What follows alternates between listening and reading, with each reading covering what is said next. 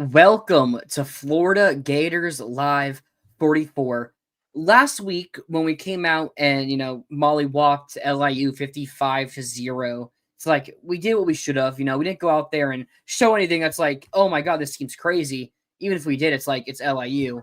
So that's kind of whatever. But I still kind of expected us to go into this game talking about undefeated Florida going against undefeated LSU at Death Valley, probably have college game day there. But that's not where we're at right now. And I mean, we don't need to beat around the bush. And it seems like things are more likely to go in the favor of Napier being fired after at least some point throughout the season or at the end of it.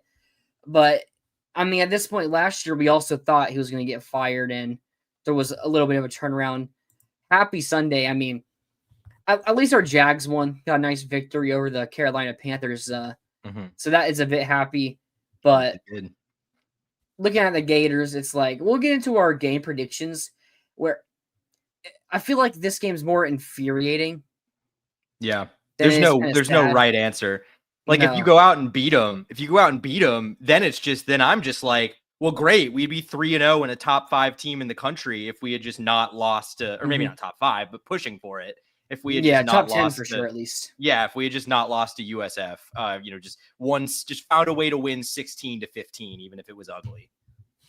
I'll give a shout out to Long Island. They just went out and beat Eastern Michigan. Yeah, they did. So maybe we were exaggerating a little bit when we said this could be the worst team that Florida's ever played. That was probably a little bit much, but yeah. Yeah, I mean, they went and beat a MAC team, their first ever FBS win. It's like, how much does that really mean? I mean, they're good enough to have at least one win in the MAC, I guess. Yeah. Better than Kent State can say, right? Yeah, Kent State's just, I mean, are they going to? I mean, yeah, they covered this. No, they didn't cover the spread against Merrimack. They needed a kick return touchdown to win that game at the end. Yeah. By Dorelis Clark. Shout out all name team kick return right there. Yeah. I mean, what happened to Dorelis? Was it Dorelis Crawford? No, it was DeColdest Crawford. DeColdest Crawford. He transferred around. He went a few places. I don't think he ever really turned into anything, though. No, because then he went to LSU, then Nebraska, right? And then somewhere, I think he went G5 after that, but I couldn't tell you where. Yeah. Wouldn't surprise me if it was USF, but yeah. It feels like a USF would have someone named that. But no, we're going to start with the doom here, maybe pick it up a little bit, but have we hit rock bottom? Like, we kind of hit on it to start the show to where it's like, we're at the point to where we're not even sure this is a bad team. Like, we're going to get into our LSU predictions later on, and I think I could see us still winning that game. I wouldn't be shocked by it at all. But it's also like, we just lost to USF. Yeah. Like, I mean, USF's now ranked 18th in the AP poll. That's cool and all. And hey, maybe they'll go out and play Miami and have a good game against Miami. We'll see. It's like, we should have beat USF. And we now have a 4-game stretch, and this isn't even including Georgia and Ole Miss, who we play in the next 4 games after that, where we're going to be playing 3 top 10 opponents and Texas A&M, who we'll see what they do against Notre Dame next weekend to determine where they're going to be ranked. But I still see a world where we could win a couple of those games. Yeah. I mean, I had us going 2-2 in this 4-game stretch and finishing 10-2. I still think we could go 10-2 in those 4 games, but instead of us being 4-2, we'd be 3-3, still having to face Georgia. And it's like, if we get to 8-4, what point do we even trust Napier that he's not going to do the same thing next season? Yeah. Like, 100%. it's just, we're at a wall now to where if Napier doesn't make the playoffs, I think he has to be gone now. I agree.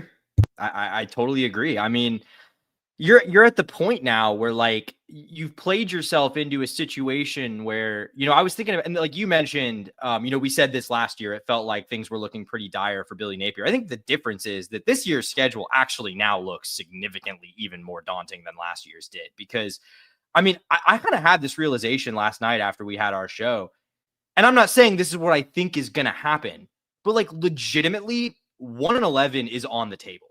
in the sense that every single game from here on out is a toss-up or worse.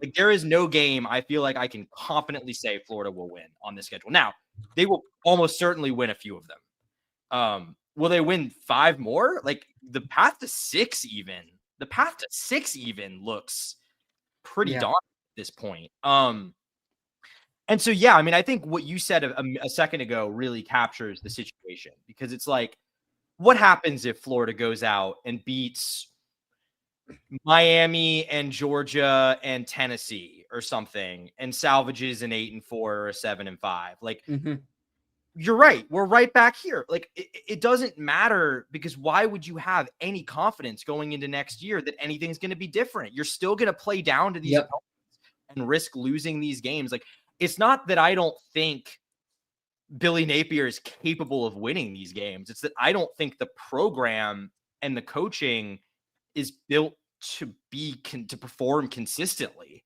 And I don't trust them to win any game. Like, I know they can win any individual game, but the trust is not there anymore. I mean, it evaporated last night, whatever trust remained. And I'm obviously, I've had my concerns and criticisms about Billy Napier coming into the season, but I still think I took a pretty optimistic tack. I mean, I predicted us to be 9-3 and make the playoffs. So, yeah, I mean, we're just at a point where, like, I don't really see how this gets better. So, like, you ask, is this rock bottom? I mean, not in the sense that, like, the situation in terms of the roster and all that has been worse over the last 15 years. But I've never felt as down on the direction of the program as I do right now, especially because, to be honest with you, I wish I could tell you I feel confident that if we go 7-5 and don't make the playoff, I mean, obviously you wouldn't make the playoff at 7-5. I wish I could tell you I was confident that Billy Napier is not coming back in 2026 if that happens, but I can't say that. I'm not confident that that's the case. We just extended Scott Strickland. I mean, he's under no pressure to do anything, really. So where does that leave us? I mean, things might have to be really bad. I don't know. It feels pretty hopeless in the near term for Florida football right now, even though I don't think this is, like, the absolute lowest things have ever been.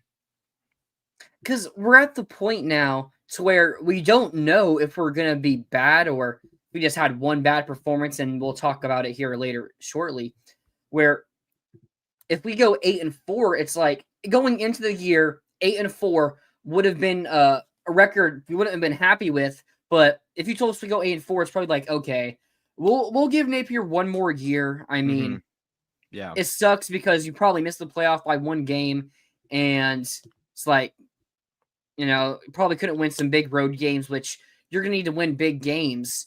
But, like, probably have an easier schedule next year. Maybe not, now that you play 9 SEC games. But, I mean, we'll see what happens there. But, maybe give him another year because of Lagway. It's like, you go from 7 to 8. Maybe you can go to 9 and make the playoffs. But then it's like, is that your ceiling or whatnot? But, maybe still improve.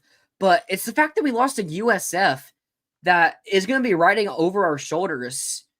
I mean, if he goes 8-4 this year and keeps his job for next season, I mean, I don't know who our out-of-conference opponents are for next year, but it's like, I sure wouldn't be confident in picking us to beat some good, not great teams now.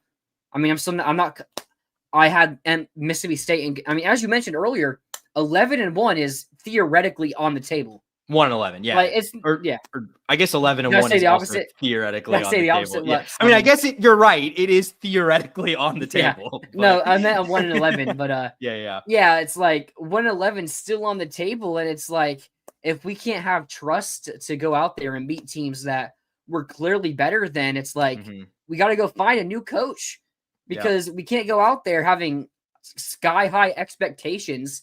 And it's be like, oh, whoopsie daisy, we had one bad game. We're fine, though. It's like, no, because that one game could be the difference in us making the playoff or not. Like, and I mean, and if we go 8-4, as we said, it's like that will be the difference between us making the playoff or not. And that's why, like, George, like, I hear you. Yeah. And I mean, obviously, like, if you go out and win those games, that does change things. But what makes you confident we're not going to blow it against Ole Miss or Kentucky or Mississippi State or Tennessee? Like, there's no game to game consistency under Billy Napier. There's no, unified culture or product they're building towards. It doesn't feel like it to me, at least. I mean, I agree here with George. I agree with what you're saying. There's going to be no confidence in what we can do in the future. But if he picks up those big wins and if he finds a way to make the playoffs, it's like we had that USF loss, but we still found a way to make the playoff. It's like Marcus Freeman. I'm not comparing us losing to USF as to Notre Dame losing to LIU because our schedule is obviously tougher, but it's also like we have a chance to rebound. Billy has a chance to win back the fan base in our next 4 games. I mean, I'm not predicting us to go 4-0 over these next 4 games, but I still think we could beat Miami and LSU. And then you're going to have a top 10 Texas team coming into the swamp, probably with game day if we beat LSU and Miami. It's like, and if you win that game, and it's like, we'll see what happens to A&M. It's like, then it's at the point to where, you had one fluke game. And it's like, we've seen in your previous years, you have fluke games, but you found a way to go and beat 4 straight top 25, 3 straight top 10 teams or whatever it ends up being. And it's like, you've got to ride it with them unless you just end up failing later in the year. But that's why it's such a tough pickle to crack. Yeah, I mean, it's just tough because, like, I think, first of all, results-wise, I think you'd be pretty hard-pressed to argue that just going off results, not talent or preseason predictions, whatever, Florida is the worst team in the SEC right now. Florida has the worst resume of any team in the SEC right now. Talent-wise, obviously, that's not the case. They're at worst, like, middle of the pack, maybe even higher than that. But that makes it worse. Like, that just makes it worse to me because this roster, Rob is absolutely right. Like, we're at the point where, like, I think you and I both believe this roster is talented enough to win games. Yeah. So we were talking about it before the show, and whether it's ring rust, whether it's injury, Lagway is clearly playing at a negative level right now. I think we go out there and win easily if Tramel Jones is starting. Lagway, like, we talked about it last night. There were pretty clear moments where, drop touchdown passes or penalties holding us back that were questionable, the interceptions. Like, there were clear moments that probably should have gone the other way that easily could have changed the end result of this game. And I don't think those moments matter if Tramel Jones starts, but it's like, this isn't the Lagway that's been hyped up over the past months since over the past couple of weeks since he's been cleared. Like, it's not even the Lagway we saw from last season. If we're getting the Lagway we saw from last season, I still think we win this game pretty easily. Like, sorry, go ahead. Like, I don't think we're winning this game 48-0, but like, I still think we could win this game like 31-16 or whatever. Yeah. Well, because this isn't even the Lagway we saw last year when he was playing hobbled on a bum hamstring the second, last month of the season. Like, he looked even limited, super limited mobility wise. It looked. I think we might have lost Tyler for a second. But anyway, either way, mobility wise, I thought Lagway, just doesn't really have it right now. The arms, I don't know if it's shoulder related because it doesn't look like he's like leaving balls short or not getting enough out of it. It's like he's sailing, you know what I mean? He's sailing the ball. He's not seeing the field very well. I wasn't at the game. I was watching on TV, obviously, but from talking to people who were at the game, people were saying there were open guys. Like, people were saying that there were, people miss it. What's this? Come on, Tyler. Lagway was 12. I agree, Rob. Like, it is I'm not saying this to absolve Billy's offense. Like, I think Billy's offense is horrible, and I think we're not putting Lagway in position to be successful. But, like, he was bad. He was missing throws all night that were there. And I don't even, the interception, which wasn't really an interception, but whatever, like, that is like the least of the concerns because it was like an overthrow. It was kind of an arm punt, whatever. But like, he missed open plays. He missed conversions. And like, I don't know what to do with that. I don't know if it's viable. I think DJ is too big. He looks like, he looks like his mobility is impacted. You know what I mean? It looks like a guy that is injured right now to an extent. I mean, I don't know. We back, Tyler? Yeah. No, I was just saying.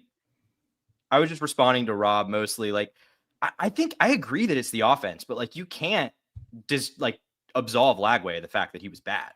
Lagway was staying in the pocket. The first half we had 3 total drives, which they were long drives. I thought the offense was playing pretty good in the first half. Besides the fact that Tony Livingston drops a pass. Like, I mean, you can blame Napier for putting Tony Livingston in the game, but it's also like, realistically, should Tony Livingston be dropping that touchdown pass? No. I don't care what you want to say about that. And then the holding calls that came back, like, I thought the only problem was right before the 2-minute timeout on third down, us trying to rush something. Like, I thought we should have been up 17-6 at halftime and come out the first half with the ball. Lagway straight up just didn't throw the ball. I've gone through, other people I've seen have also gone through the game, and Lagway just misses on some easy throws, on some indecisions. I mean, the first play of the second half, or we may have gotten a first down or a run or something before that, but Lagway is in the pocket, and he has, or I think it was third down actually. It's like 3rd and 5, 3rd and 7, or something like that. Lagway's in the pocket, and he has Trey Wilson, or I can't remember. I think it may have been Trey Wilson, maybe someone else. I can't remember. Who, if he throws the ball on time, you're probably getting a first down. It's like 1 yard short of the stakes with 2 DBs near, but you trust him to make an accurate, quick throw, and he's probably turning up the field for another 3 or 4 yards there. But for some reason, he decides not to throw it. He looks it, and it looks like he's going to throw it, but he hesitates. The pass is then no longer there. He tries to scramble out, and honestly, he could have got the first by scrambling, but he cuts into 2 defenders. Mm-hmm. And I think the next drive later, he also just misses on a throw that was there. And it's like, Lagway was 22. It's the same stat line as Mertz. But Lagway was a better quarterback at making big plays than Mertz was last year. The offense improved after he took over, like, markedly. This isn't the same offense we saw with Lagway last year. Like, no. I'm not going to let us sit here and rewrite history and just say everything that happened at the end of last year was a fluke. I mean, maybe we still end up struggling for the rest of the year, but what happened at the end of last year was us playing some pretty good football. I thought the defense still looked fine in the game. Like, it's not like, I don't think they were out there playing elite, but they were playing solid football, better football than they've played since the 2019 team, maybe.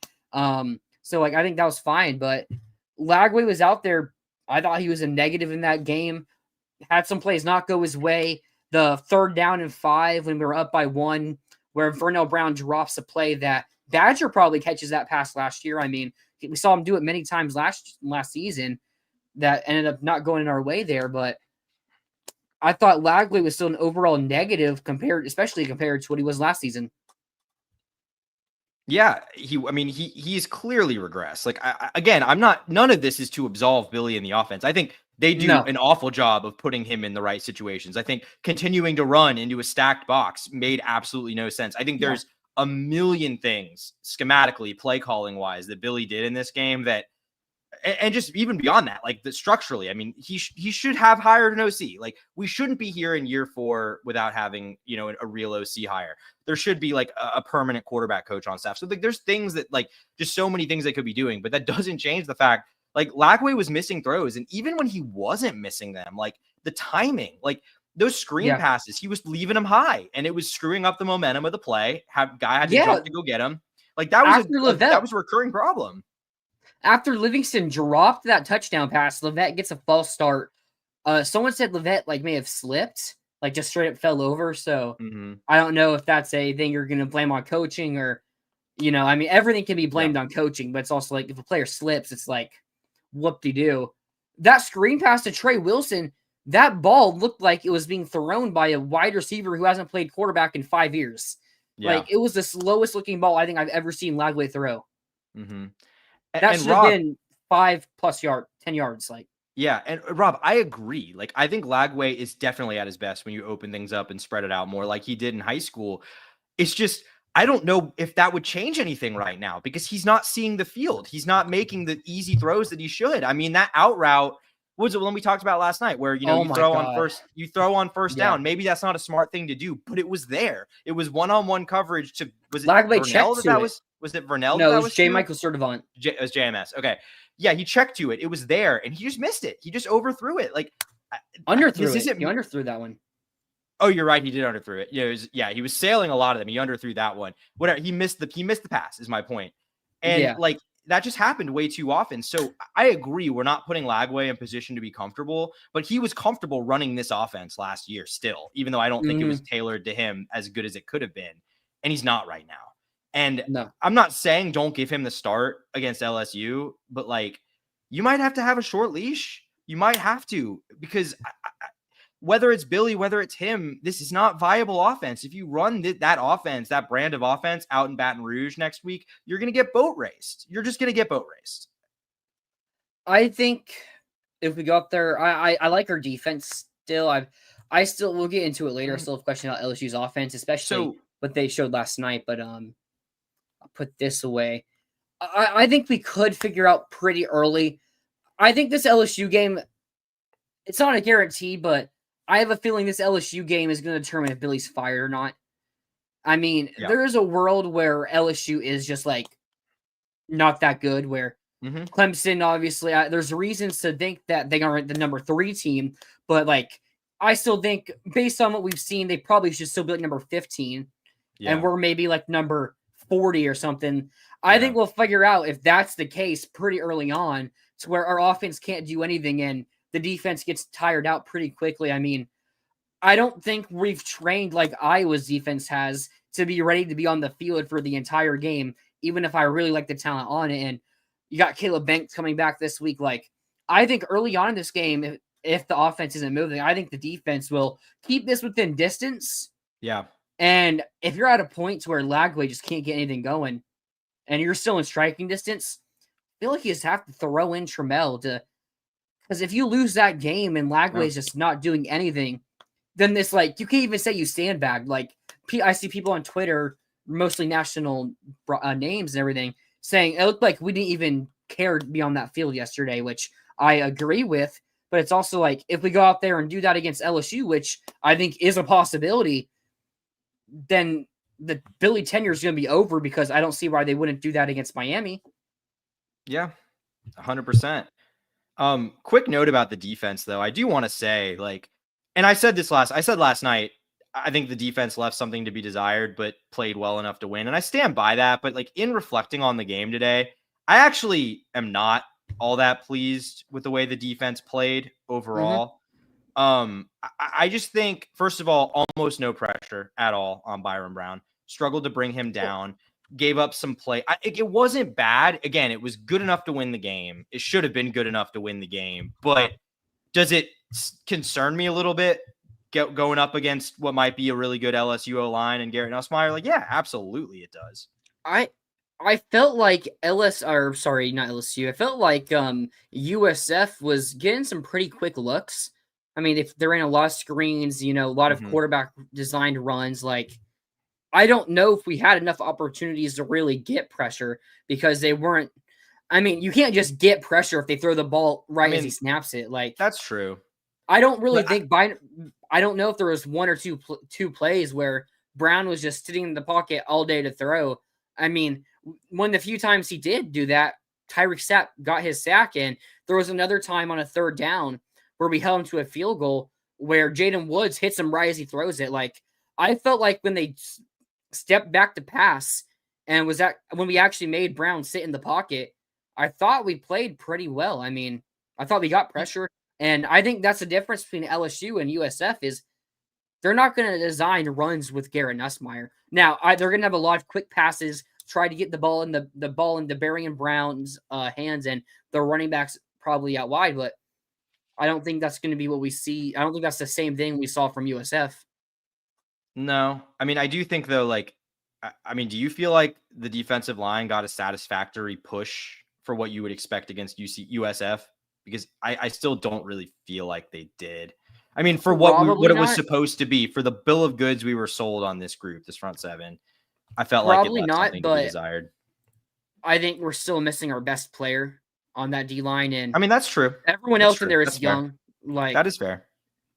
I mean, Brandon Bett, if we ignore what he did later in the game and talk about him as a player, I thought he played pretty well until, he did what he did. But like, I thought they played disciplined, solid football. Like they weren't causing negatives, but they weren't really giving up that much positives. Like they were giving up maybe 3 or 4 yards, but most of the games that didn't end up mattering. I mean, what really won them the game was 2 plays on offense that shouldn't have happened. That was just a bad play by 1 or 2 players in our defense.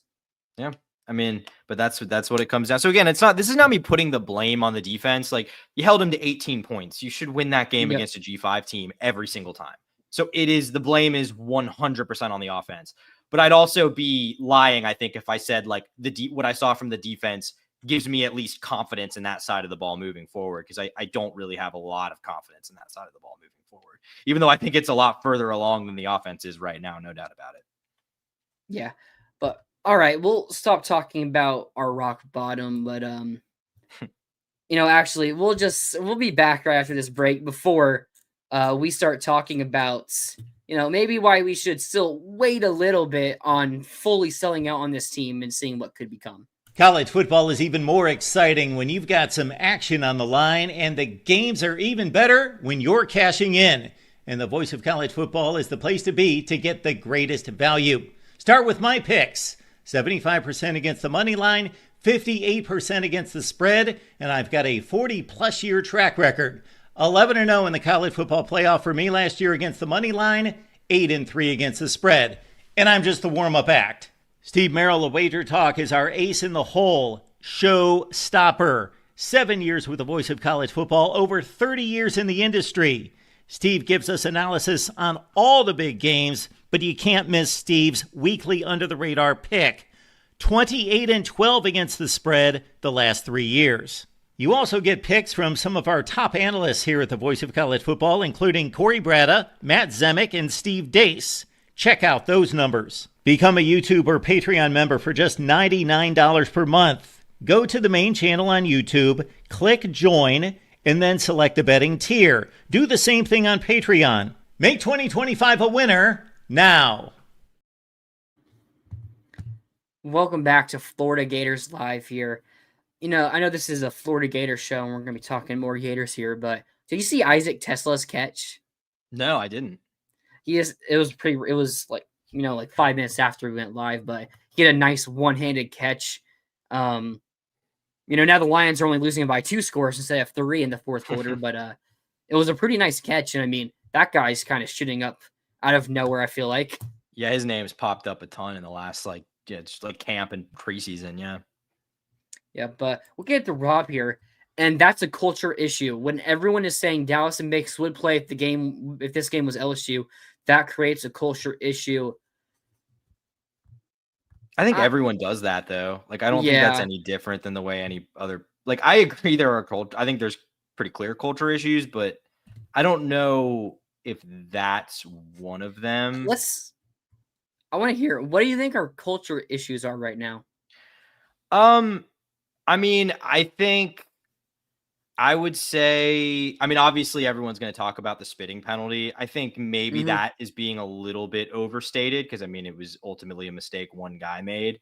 But I don't know. I kind of feel like the team has, and maybe this is being overly critical, but I feel like the team has kind of adopted Billy Napier's own personal mentality, which seems very laid back, forward thinking, forward thinking in the sense of like, we lost, time to move on to the next one, which you have to have that to an extent. But I don't know. I don't necessarily feel like this team has the fire. Certainly not the fire it had the last month of the year in 2024. Yeah, I think that's a good point. I saw someone, I'm not sure who it was, say that Florida looks like that they got all their preseason hype, and that's who they are. And they just that was took JD that Pikel, and expected it. Who was it? I think JD Pikel. I saw him say something very similar. Yeah, that sounds. Yeah, it sounds like it was him, JD Pikel. Yeah. But came out and said that we were gifted that top 15 ranking, and we acted like and we played like that is us. Like we don't have to earn it. It was given to us, and that's just us from here on out. And against USF and LIU, I still don't really think you take away anything from LIU, but against USF, it's like they're nothing. I mean, they're not even ranked. I mean, I don't know if we would have escaped this game or if we would have dominated this game even. I don't know how things would have looked like against LSU because LSU is ranked higher than us, so theoretically the ranking would fire us up in vice versa sense of terms. But I think that's a really interesting take there, and I feel like we're gonna find out pretty soon here. Yeah. I mean, it's just it's like I don't think this is like a group of guys that don't care. It's just no. I don't know. It's year 4. You shouldn't need you should be motivated in all of these games. Like there shouldn't be just like lethargic and just mistakes and I don't know. Just a lot of mental errors and undisciplined play and mistakes and just looking past the team. It felt like to an extent, which is crazy because I don't think anyone was talking about USF like they were a team that should be looked past. I mean, everyone knew what they did in week 1. So yeah. All right, I think this kind of perfectly leads us here. I think we need to not overcorrect our judgment on Florida. I mean, if we win this game, we're looking at us being in a top 15, top 12, whatever matchup, going to LSU, probably being game day. Like, I think our roster still is still, maybe it's not as good as you thought, but I still think it's pretty close to. I think it's fair to assume this roster is still pretty close to what we thought it was in the preseason. And besides Lagway, I mean, I feel like everything else has kind of been close to as expected, missing a couple of key players. But I think something we need to do here, you mentioned it earlier in the show, 1-11 is like I could see us losing the rest of our games just as I could see us winning the rest of our games. Like I've seen people in chats that I'm in talking about like, hey, we're probably going to go 1-11 because of this USF game. I think we need to not overcorrect because last year this happened, and I mean, we were playing awful football, and honestly, a lot of scenarios that team probably could have ended up finishing 3-9 or 4-8, or I mean, some were saying 2-10, but I mean, I don't think that was ever realistic. But Napier's culture, keeping the players in, was something that you don't really see too often, especially during the NIL era where it's just money, money, money. But Napier's culture kept players in, and they still beat Mississippi State, they still beat UCF, they still beat Kentucky. Like, I mean, they won those games by multiple scores, so it's like they were never even really in doubt, or they weren't even close games either. But like, I still think we need to not overcorrect from what we know from this roster. I feel like the biggest correction we do need to make on is whether Lagway is that guy. Because so far, he has not shown it. I mean, we talked about it before the show, I mean, mostly in NFL terms, but quarterbacks have not looked good this year. Seeing it in NFL, seeing it in college. I mean, specifically like looking at Arch Manning, I mean, Julian saying like, what quarterback has looked like they're an elite quarterback so far? Dante Moore, maybe? John Mateer. But it's also like, that's fair. Yeah. He was pretty good last night. Yeah, Mateer was pretty good last night, but no, your point is well taken. Like, you're absolutely right. There is the guys that people were really confident about. There's been a lot of up and down play, no doubt about it. But I mean, maybe they've been playing this Lagway stunt double, and we're about to actually get the real Lagway, who's just been resting for the entire time, but isn't gonna have any ring rust out there. But and he's gonna go out there and light LSU up. But I think we need to not forget that we've seen Billy go out there and lose these games, then still go out and win some big games each and every season. Like, I think we need to not overcorrect and start saying this is a 2-10 team. No, because barring some miracle, this is still a team that I'm expecting to win 5 to 7 games. We'll see what happens against LSU, but this is a team I still expect to be competing for a bowl game and not competing for the FSU of 2024 type of season. Yeah, and just to clarify, like when I brought up the 1-11 thing, it wasn't a prediction. I don't think that's. I know. No, I know you do. I'm more just clarifying for anyone listening. Like, I just want to be clear. Like, the point I'm trying to make is that I think all these games are individually probably winnable. They're all also individually probably losable. And we've seen just the week to week inconsistency with Billy Napier. So, like, I have no reason, like, we could go out and beat LSU next week and look fantastic. And I have no reason to believe we wouldn't then lose by 4 touchdowns to Miami or lose to Mississippi State. Like, there's no, that confidence doesn't exist. So, like you say, you think we're like a 5 to 7 win team. If I'm being honest with myself, I'd probably say I think more like 4 to 6. But Okay. I think, to be honest, if I had to like handicap it, I'd probably say I'm looking at like 30 to 35% chance of making a bowl. That's kind of where I'm at right now. I just look at this remaining schedule and I think all these teams have shown positives except for Florida. I mean, honestly. Yeah, it's also week 2, so True. I mean, that's why I said it earlier. I think this LSU game could really determine how the rest of this season goes. From a fact, we'll learn if we do need to overcorrect for this team and start predicting them to go from 10-2 to now be going 2-10. Like, I think we'll learn that pretty quickly. And that's also one reason I'm not fully like. There's people who are saying we should have fired Napier last night. I'm not one of those people. I think if we go 8, depending on what this 8-4 looks like, I probably want him fired because it's just probably going to be the same thing next season. Yeah. But like 7-5 easily should be fired, and probably 8-4 at this point. But I don't think he should be fired now because I also think that's might lead to some opt-outs. I think this team plays some really bad football, and that's when you get to that point to where you're talking about 2, 3, or 4 wins instead of 5, 6, or 7. Like, I'd still rather us wait and win 6 games than us fire him and lose and win 3. Yeah, I think I don't think you should fire Billy Napier last night or this morning. And it's not even because I understand that would be cathartic for everyone, but the fact of the matter is you don't gain anything from it. First of all, I would say, I think something we haven't really talked about on the show, but I think is worth stating. There's not really like an obvious interim candidate here. It'd probably be like Ron Roberts, or maybe is Dan still on staff? Is Dan still on staff? Okay. He's a quarterback coach somewhere. I forgot. I was looking at it yesterday.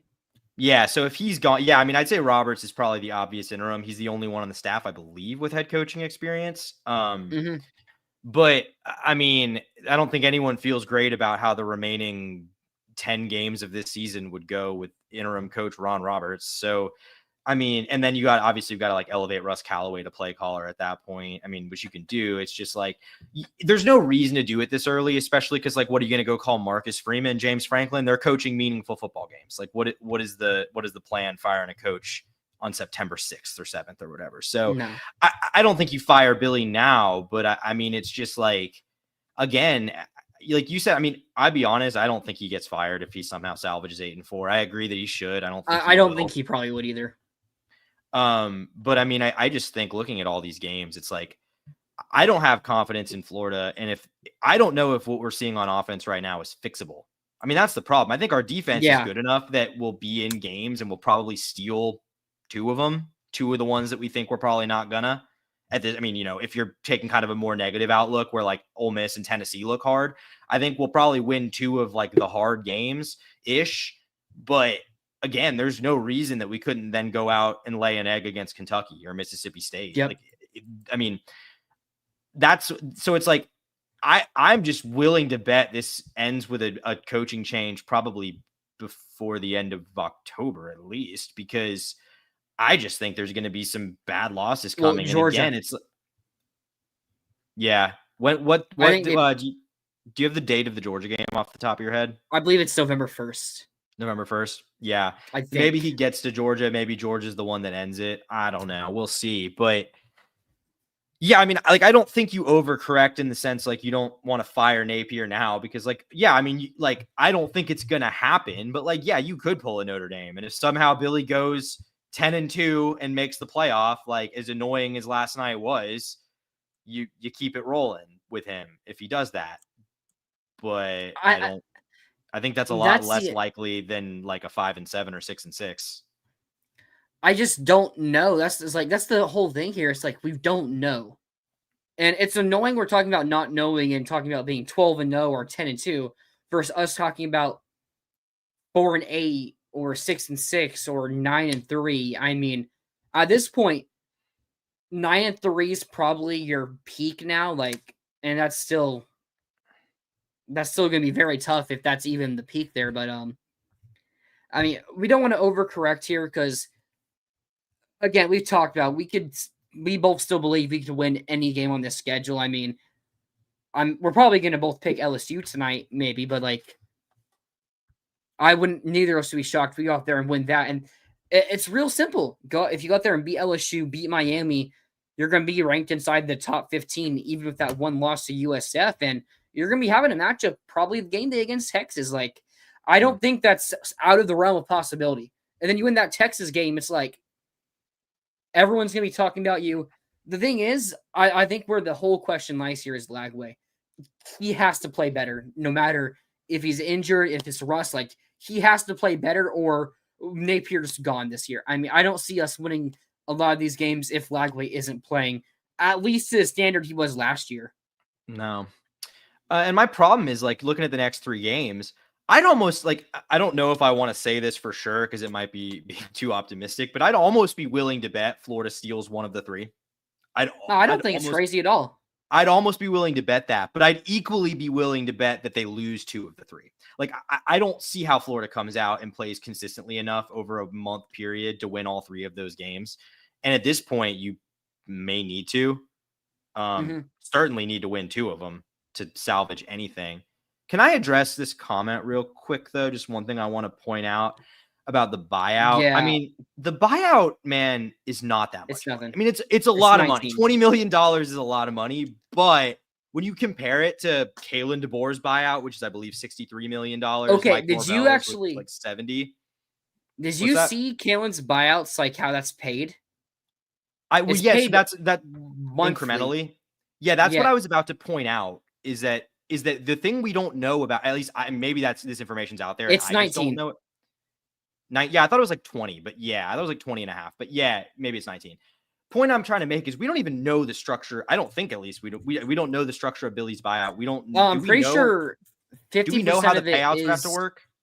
50% of it is owed within 30 days, and then I don't know how the rest other 50. Okay, I'm not worried about the buyout. I was hoping that'd be more incremental. It's not. No, the point I was trying to make was that it might be incremental to the point where it doesn't even matter. I will also say they're negotiable after the fact. We could fire him and negotiate the buyout to it. Almost certainly we will. Full buyouts are rarely paid. Full. I mean, we're going to be paying 85, 90% of it. But I'm saying they will still usually negotiate these buyouts a little bit after the fact. So I think the buyout is not the question. I think it's frankly what are the standards and what's the commitment to making a change? I disagree here because if Lagway's perfect, I mean, I'm picking us to win. I'm picking us to still go at least 9-3 if Lagway's perfect. I mean, if Lagway's perfect, we win last night by 4 or 5 scores probably. Yeah, probably. Yeah, I mean, I again, Rob, I agree with everything you're saying about the offense. I think it's beyond. Except what's that? What I'm saying, I agree with what he's saying about the offense leaving no room for error. I think it's poorly designed. We'll say it again. I've been saying it forever. I think Billy should have hired an OC. I think he should have done it 2 years ago, frankly.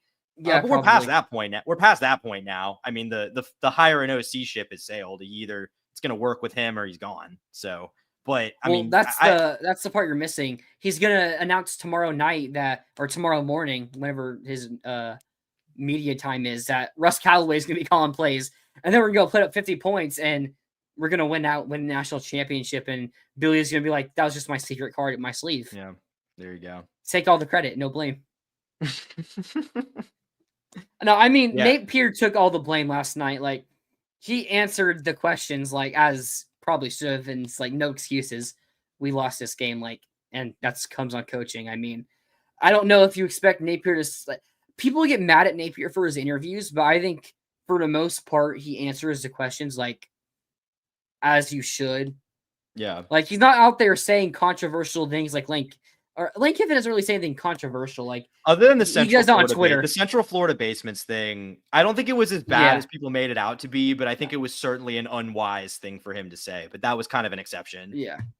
Yeah, like Napier's not going to go out there and say something that's going to get you hyped up, but it's also like, we also just lost to USF. Like, he's not also going to go out there and say, I suck as a coach and I should be fired for this. Like, there's only so much he can do. I mean, Mark Long asked him if he thinks he's still the right guy for the program. And like, I've heard that question asked to coaches a million times. I've never heard one go, you know what? Probably not. I've never heard one of them say that. But yeah, I mean, he's got the right answers. It's just go Jags. 4. Like, the answers don't matter. Yeah, go Jags. Well, that was fun. I'm glad one of my teams brought me some joy this weekend because the other certainly did not. No, that's definitely true. But yeah, I just think the whole point of this segment is I see so many people I'm in chats with. I mean, especially the ones that going into the season were still, Billy deniers. And I see a lot of people just saying everything Billy's done here as a success is just a fluke. And it's like, I feel like it's just unfair. It's like, if everything's a success he's done, it's a fluke. It's like, you could also say for the other teams, their success over us was a fluke. And it's like, at that point, you're just doing too much. I mean, you can just say Billy sucks. And it's like, yeah, you're right. Like, he sucked.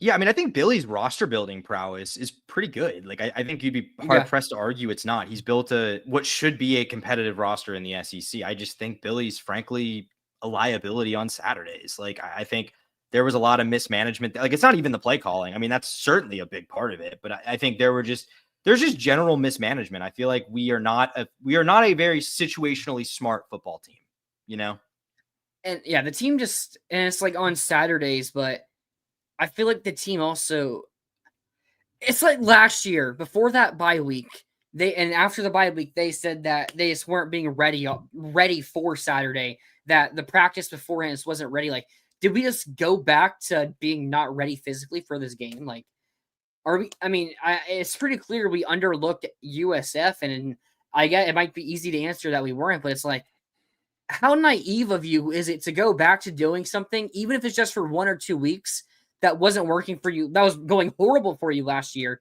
and go back to it because you had some success, and now you're expecting it to just come with all the media hype. Like, I'm kind of hoping that's what it was, because I still want us to go out there and make the playoffs. I don't want the season to be over here on week 2, going into week 3. Like, I still want us to have a competitive and fun football season with this tough schedule.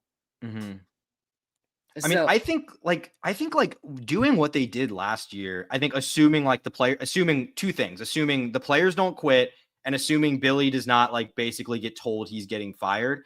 I think that you could easily see the kind of turnaround you saw last year. The problem is that's not good enough this time. This was supposed to be a team that was competing for the playoffs. And by the way, you have Lagway next year, but this is a window that's closing. You lose a lot of talent off this team this year, a lot of talent. And frankly, the guys that are supposed to be the next generation aren't really stepping up. I mean, LJ McCray, it's kind of been a non-factor. Like that's just one example. I'm not trying to single him out. I just feel like he played 2 snaps. LJ still isn't healthy. Like, he played 2 snaps, and one of the snaps he actually made an impact on a play. He was actually really clearly held. Shout out the refs there, but I mean, okay, maybe that was a bad example. I'm just saying, these young guys in general, I don't feel very confident in what happens to this team once Barber and Slaughter and Sapp and Banks, once those guys are gone, fair. I feel very little confidence in the team. And those guys are all going to be gone after this year. And DJ might be too, by the way, because even if you don't fire Billy, would it shock you if you wanted a fresh start after the way, if things continue to go this way? If Billy's still coaching here, DJ Lagway will still be playing here. I think I'm 90+% right. Confident in that. Okay. Yeah. Carl Hector. We appreciate it, Carl. Give Billy an extension. Maybe we'll give him this money here. Maybe that will keep him. We'll donate it's more than to the buyout fund. DKT here. I'm a Seminole. Is Billy going to survive this season? I think that question will be answered, if not in this LSU game, in the next 2 weeks. If you want to do a vibe check, I'd probably say I'm sitting about 75% he doesn't, 25% he does. Yeah, Does I that sound, definitely. is that about where you're at? Yeah, I'm definitely closer there. I mean, DJU Lagway doesn't need to practice. You know, Everyone needs to practice. I'm not even sure if it's the practice that's the problem. I mean, Yeah. I mentioned stuff I don't really want to say here on air, but like, Yeah. there's other stuff happening there. It's like everything that's been said out loud says this isn't true, but there's obviously something there, and we'll see going forward. And I know one reason I didn't tell you, I'll probably say later that this is that it might be happening, but we'll get to that later. But is there any other positive notes you have that, I mean, not just niche like, oh, Trace Mack was better in this game? Yeah. I mean, the positive would be that the defense played well enough to win this game. And I think, I don't know if we want to transition yet, but I think this will kind of segue us into what we're going to talk about. Like, if you want to find some hopium going into this LSU game, it's that, because I'm not sure this LSU offense has blown me away through 2 weeks. No. So I think the defense is in a spot where it could play good enough to give you at least a shot. So, that would be, despite what I said earlier about me thinking it wasn't good enough, like, the defense was good enough to win that game. I don't know if it was good enough to beat LSU or Texas, but it was good enough to win that game at least. So, yeah. I want to get into this comment. Lagway threw 9 picks in 5 games last season, and y'all thought he was going to light USF up.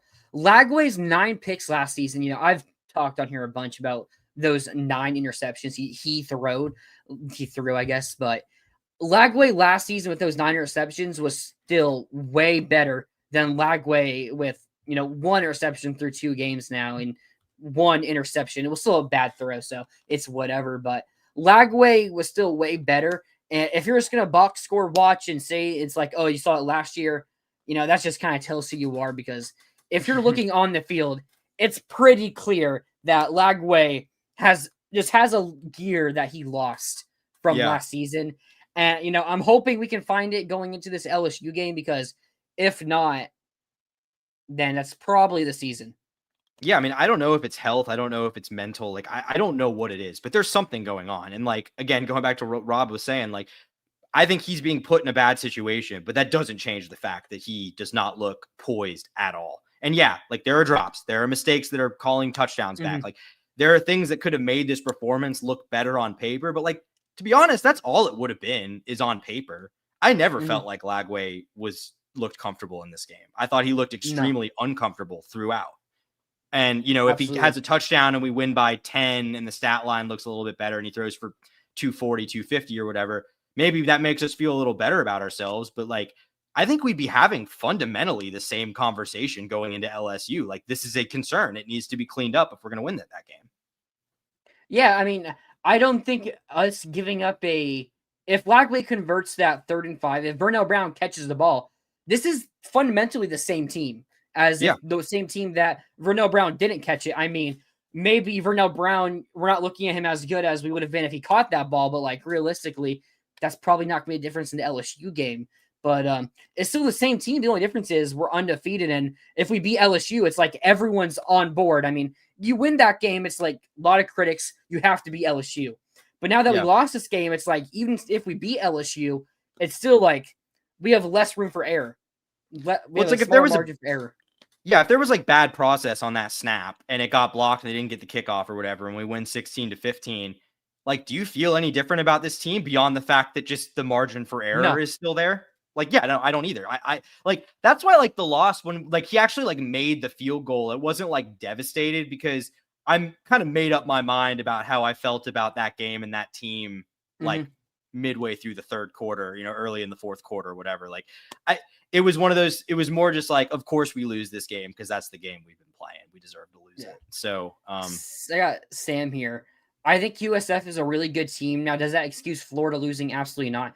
But if USF can compete or even beat Miami, Florida beats LSU, that would be an interesting story. Like, say USF goes in there, competes, or even beats Miami, and we beat LSU. It's like, maybe we're talking about USF just being a very good football team, but you watch that game. Like we Yeah. I mean, we should have won that game by 3 scores, and maybe USF also played their C game as well as we did, and both of us just played some bad football, and we'll both play better next week. But I'd say USF is a really good G5 team that shouldn't be able to compete with us, Miami, and I mean, I don't think they play an upper Power 5, mid-tier to upper Power 5 schools.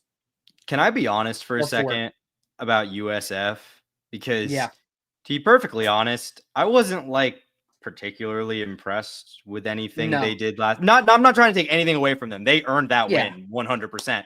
But like, there wasn't anything I saw that was like, man, this team could be like make a playoff run. I mean, they might get there, but like, I was not like if I was willing to bet, I think they go into Miami next weekend and it doesn't go particularly well for them. Would probably be what I'd be willing to bet.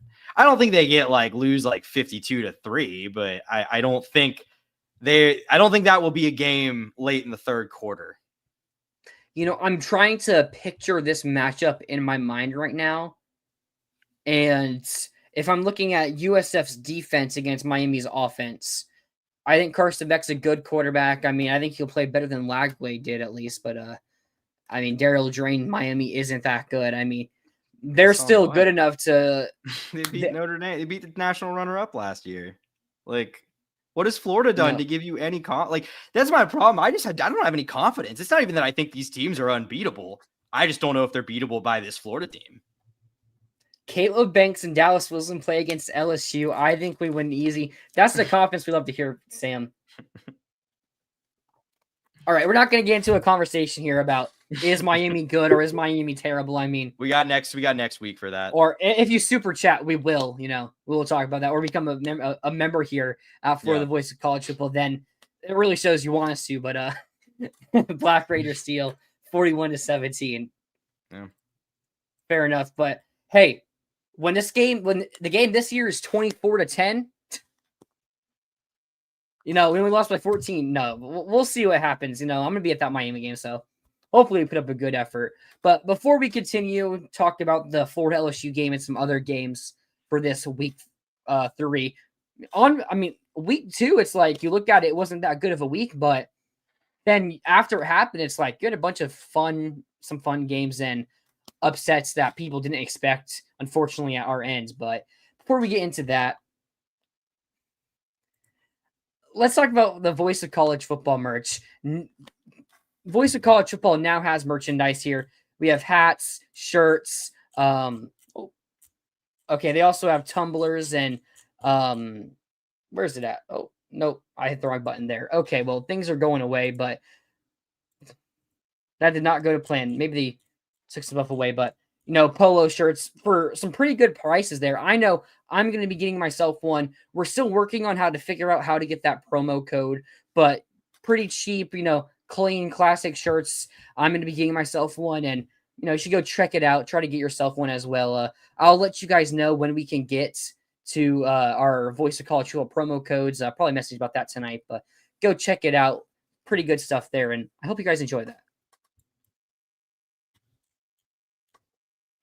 All right, so last week we made our predictions. We're going one-on-one with our pick'ems, and Tyler Natuno, he went 4-2 with Illinois, Iowa State, Oklahoma, and UNLV. He got those games right while getting SMU and Kansas wrong.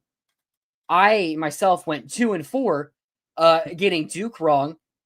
Duke was outplaying Illinois for the first 3 quarters. Yeah, that was misleading. That's a very misleading final score. Yeah, but I thought Duke was a better team for the first 3 quarters there and was somehow trailing. But yeah, okay. I got Iowa State right. We both got that one right. I got Baylor right. And what a game that was. I mean, when that was incredible. Double overtime, right? Yeah, double OT. And like Baylor needed, I was only half watching at the end. I was kind of doing some other things, but like Baylor needed quite a bit of luck to even get that game to overtime. Yep. Then I also got wrong Michigan.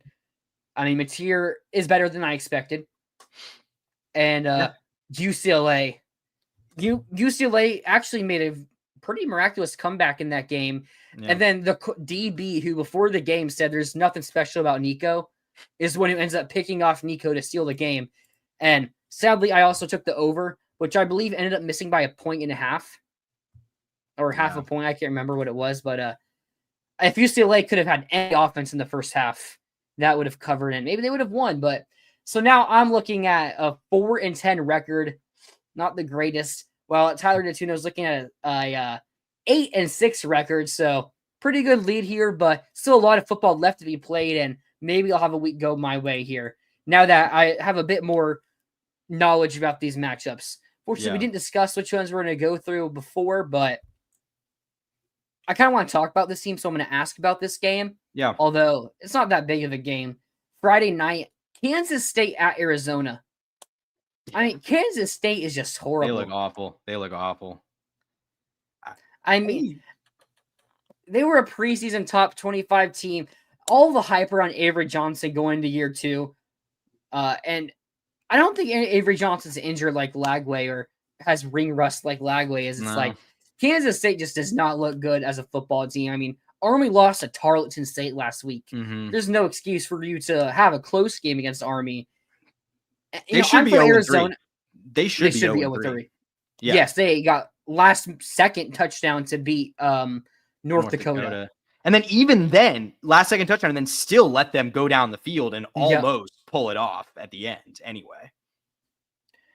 They go on the road to play Arizona. Now, I'm from Arizona. Arizona is my second school, and when Jed Fish left, I was so sad. And they went and hired the coach from San Jose State. And year 1, when they were one of the most talented teams, they ended up going 4-8 or 5-7. I can't remember last year, but really disappointed for. I mean, Arizona was probably going to be the favorite to win the Big 12 if Jed Fish didn't leave for Washington. Mm-hmm. And they ended up going 5-7 or whatnot, being really bad last year. So I kind of want to predict this game because I don't know who's worse. I mean, Arizona had an impressive win over Hawaii. You know, they've blown out their 2 easy games, although is Hawaii easy opponent? I mean, they beat Stanford, but Stanford isn't that good. Like, is Arizona playing good? That's why I kind of want to do this. I mean, Friday night at Arizona. Who do you want to go with? Kansas State or Arizona? This is probably a dumb pick because I still think they're just the worst team. But like, I kind of am going to go Arizona because I just think like this feels like a Kansas State team in free fall right now. To be honest with you, like I'm just kind of like I'm kind of just selling on them. I think this might be the beginning of a really bad stretch for them. Yeah, I mean that was pretty bad, Daryl. That was pretty bad. The street fighting in Ireland between I think it was his father and brother. Yep. Yeah. Not great. Yeah, that's pretty bad.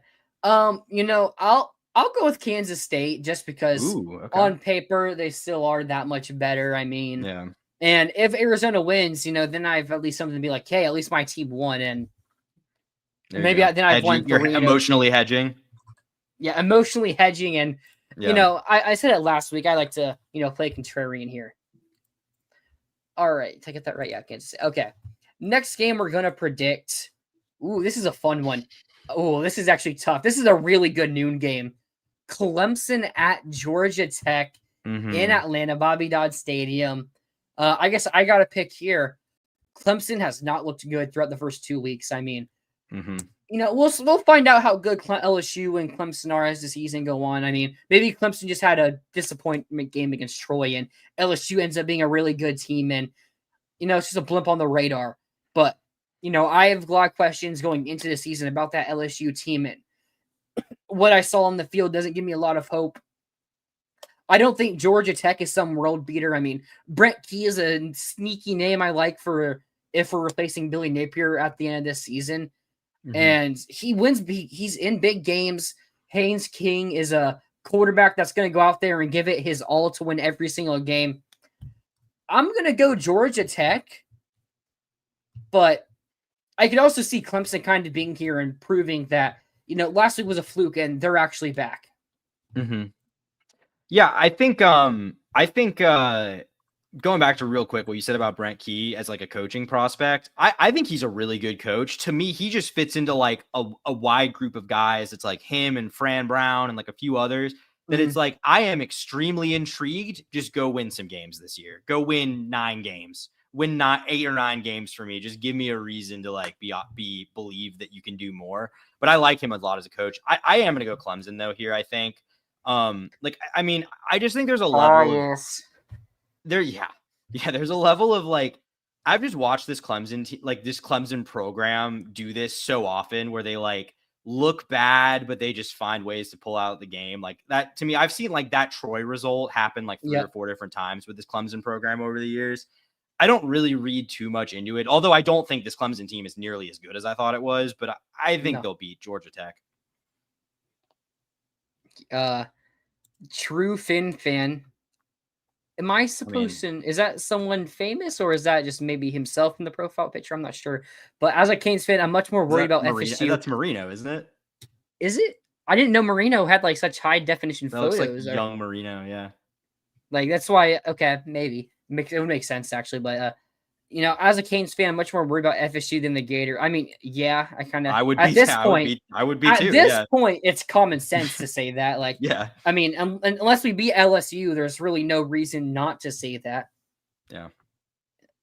Maybe besides bias.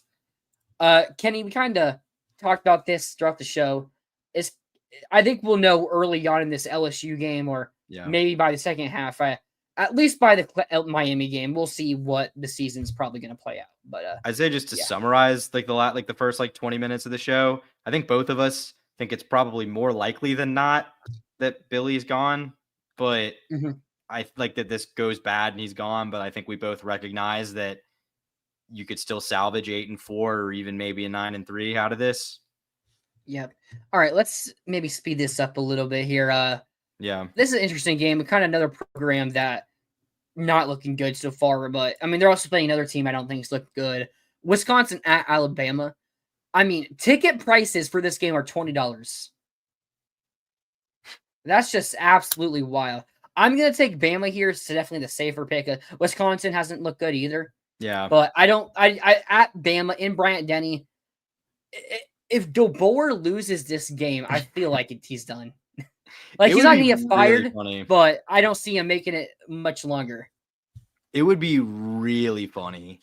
I don't see it happening, though. This Wisconsin team's not good. Their quarterback, Billy Edwards, is hurt. It sounds like they were hopeful he was going to come back for this game. I don't know if there's been an update there. I don't think it really matters. I think Bama will be fine, but oh man, would it be funny? It would definitely be funny. Rob S., give me the SMU coach. I think Lashley's solid. Interesting shout. I think that's a name. I think if Florida had to get a new coach this year, I don't think there's like a obvious slam dunk, but I think there's a lot of names that I'm curious who you think it is. Marcus Freeman. Oh, I mean, yeah, I just don't think that's happening, to be honest with you. I think but I think there's a lot of realistic names that could be really intriguing. I'd say he's one of them. Yeah, him, Key, maybe Jed Fish. I mean, what about Dion? How would you feel about Dion? That was a name that came to me after we talked about this last night. I don't think so. I mean, they're playing Louisiana Monroe. Yeah, it doesn't matter. But I mean, they didn't look. You're right. They didn't come out and look sluggish in that game, which is, I guess, what you want to see. But it doesn't change my mind. I don't want John Gruden, Rob. No. I really don't want John Gruden. John Gruden's never coached in college. Actually, this kind of leads in nicely here. Georgia at Tennessee. Georgia struggled with Austin Peay early in that game. They were up 14-3 at half, and I was like, when we were up 9-6, I was in chats being like, hey, it could be worse. And it did end up being worse than 9-3 being up at halftime. So, but I mean, Georgia struggled in that first half against Austin Peay. I mean, their offensive line just did not look good against Austin Peay. Kirby Smart's going to have him ready for this game. And Syracuse, lucky to win. We talked about it last night, but I don't think that game should give us a lot of faith in Tennessee. I'm still going to say Tennessee is what I thought they were in the preseason. I'm going to take Georgia to win this game, although I think Tennessee can make it I think this could be maybe a 27-10 type of game, to where Georgia maybe scores late, where it's like Georgia's in control, but a pick six and this is a close ball game. Yeah. I mean, I think Georgia, it's kind of funny how Georgia's kind of just backdoored itself into like being considered among the upper echelon of SEC teams, kind of just by virtue of like not having the opportunity to do something bad yet, because most of the other ones have. I don't think this is a great Georgia team. I kind of stand by the fact that I think this is probably a step back from the kind of Georgia team Kirby's had for most of the time he's been here. I think this is a really rough first like real game for Joey Aguilar. Like I think this is going to be a massive step up from what Syracuse presented, and I just don't have a ton of belief in him and that passing game. At least I think the running game is going to be fine because it has been for a while now under Heupel. But yeah, I just don't quite think Tennessee has the juice to win this game. So I will go Georgia. Kenny, I think we need a coach that knows Florida football. How about Kerwin Bell? I think hiring a coach from Western. I know he has time here, but like his highest level is coaching at Western Carolina. Yeah, he was a good coach at JU in the past, which is non-scholarship D1. And then he coached at Valdosta State, I think, and was successful, which is a good D2 program. But I mean, that's a jump. That's a bit of a jump too big, unfortunately. Also, he's like up there in age, I think. He played in the 80s. He played in the 80s. Yeah, he played in the 80s at Florida. So I mean, that's not that that's like prohibitive. I mean, I think there are guys that are in their late 50s or 60s that I would consider, but I would say it's not ideal. An unproven guy in his 60s is just not the move here for right along the Dolphins. He was good. He was a good coach at JU for a while. He left. It was like a local thing. He left because he wanted them to go scholarship and they would not go scholarship. So all right, next game we're gonna do. You picked Georgia, right? Yeah, I picked Georgia. Yeah. Okay. We're not gonna pick this game, but I want to shout out Pitt at West Virginia. Sorry, West Virginia losing to Ohio last night. That's a pretty cool result. They ended up losing that game. I saw the score early. I never actually saw a final on that. Wow. Yeah, I'm pretty sure it was 17-14. Oof. All right, next game. Ohio at Ohio State, the battle for Ohio. No. Maybe a bit more interesting now. Arkansas at Ole Miss. I thought Ole Miss did not look great against Kentucky. I mean, maybe Kentucky struggled with Toledo. My opinion on Kentucky is still the same as it was in the preseason, and Ole Miss struggled with them. And I mean, my opinion on Arkansas is the same, but maybe I'm lower on Ole Miss now because they struggled against. It's one of those tough things. I'll take Ole Miss, but I feel like we both might be adding the L in our column here. Yeah, I mean, we saw Arkansas do this last year when they beat Tennessee. I really don't believe in this Arkansas team that much. I don't really believe in Ole Miss either. Do you know the status of Austin Simmons? I saw he left that game, went to the locker room. I think he's fine. I think so. Okay. Yeah, I saw he left that game. I didn't see like an update on that. I can't bring myself to pick Arkansas in this game. I still think Ole Miss is the better team, even though I think they're worse than they were last year. But I don't think Arkansas is particularly good at all. He's fine. Okay, yeah, that'll put me over the edge. He could have returned if needed yesterday. Okay, that'll put me over the edge. I'll say Ole Miss.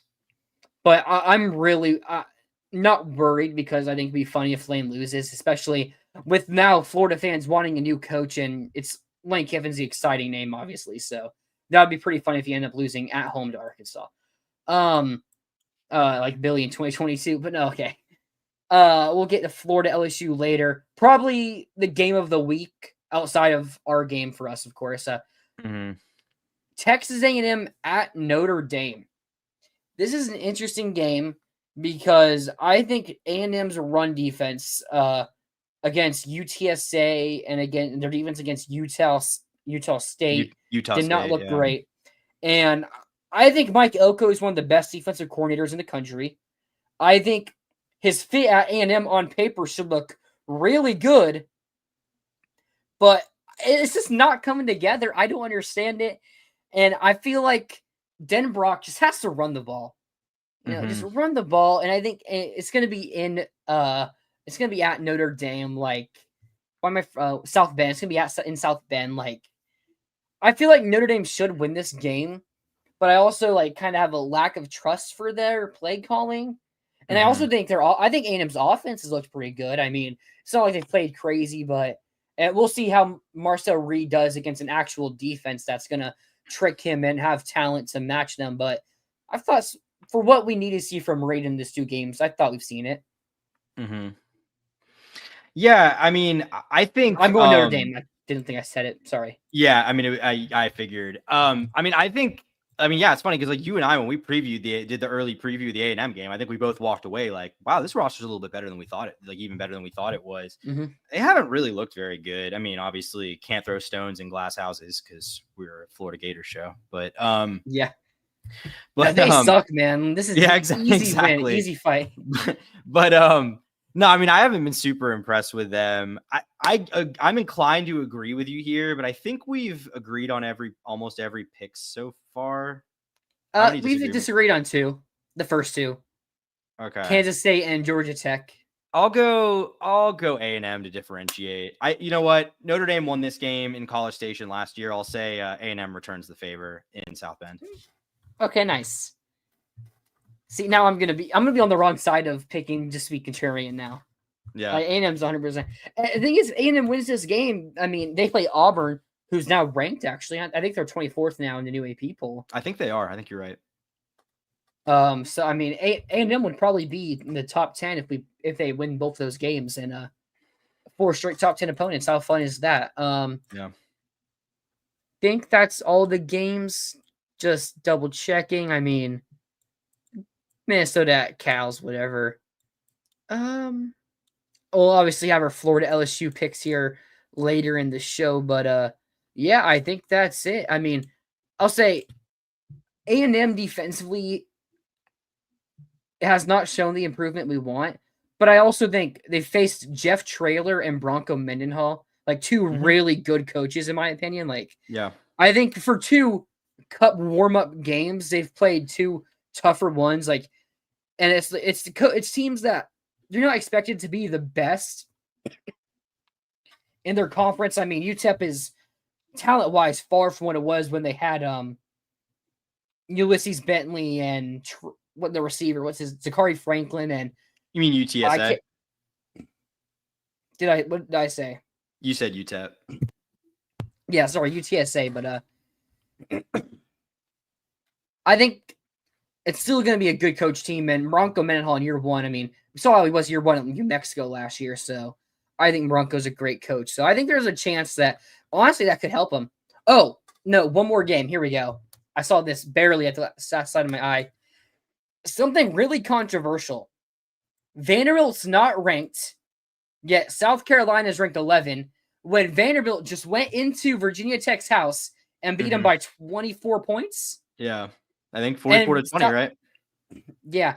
And South Carolina struggled on a neutral site with that same Virginia. I'm not saying Vandy should be ranked higher than South Carolina. I'm not saying it's distributed properly, but that gap. Vandy should be ranked. Yeah.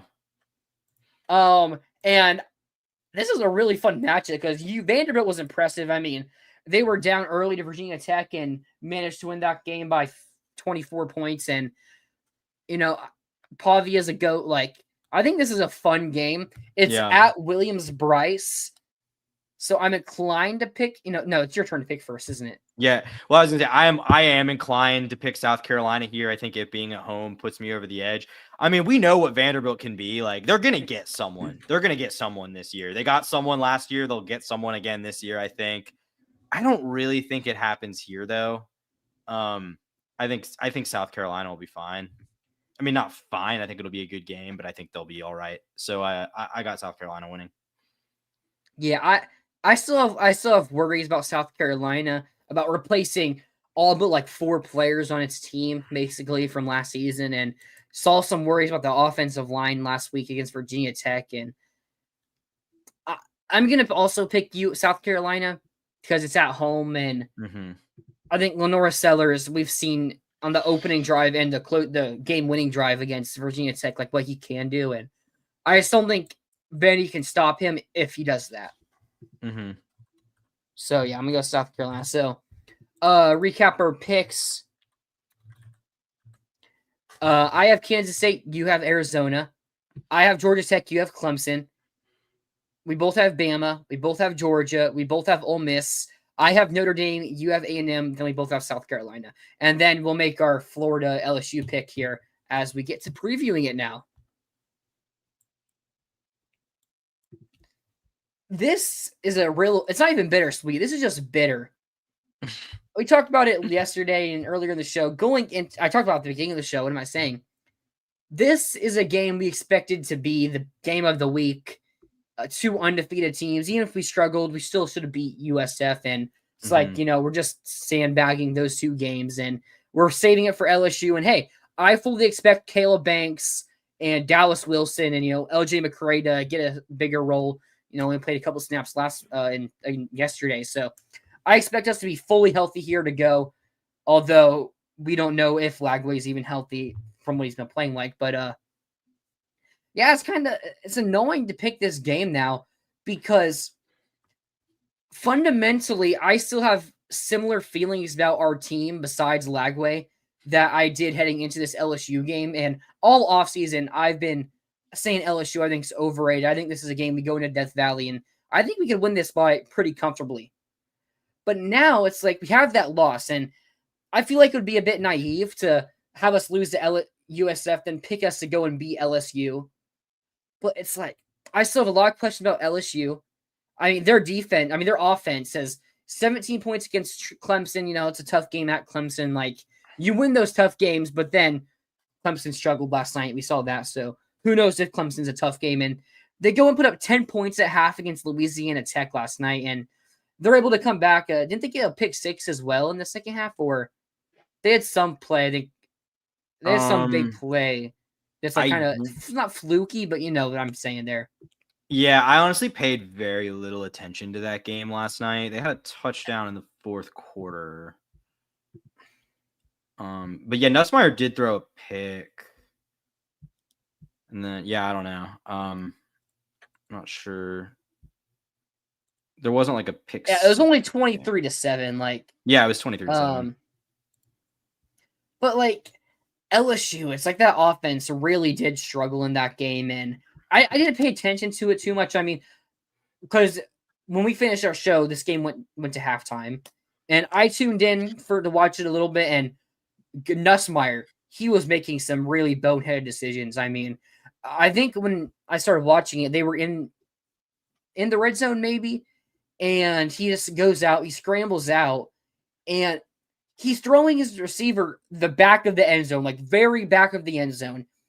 And, maybe if his receiver is Calvin Johnson and he throws it up, can he go up and get that pass? I'm not sure he was throwing it to, but he scrambles out, throws a pass that probably should have been intercepted, and he didn't even throw it up. Like, he threw it just straight, and if it's straight and the DB's in front of the receiver, he's basically throwing it straight to the DB there. But I still have a lot of questions about Nussmeier. I mean, throwing 41 passes for 237 yards against Louisiana Tech. This offense, I really am concerned, or I still really don't like this offense for LSU.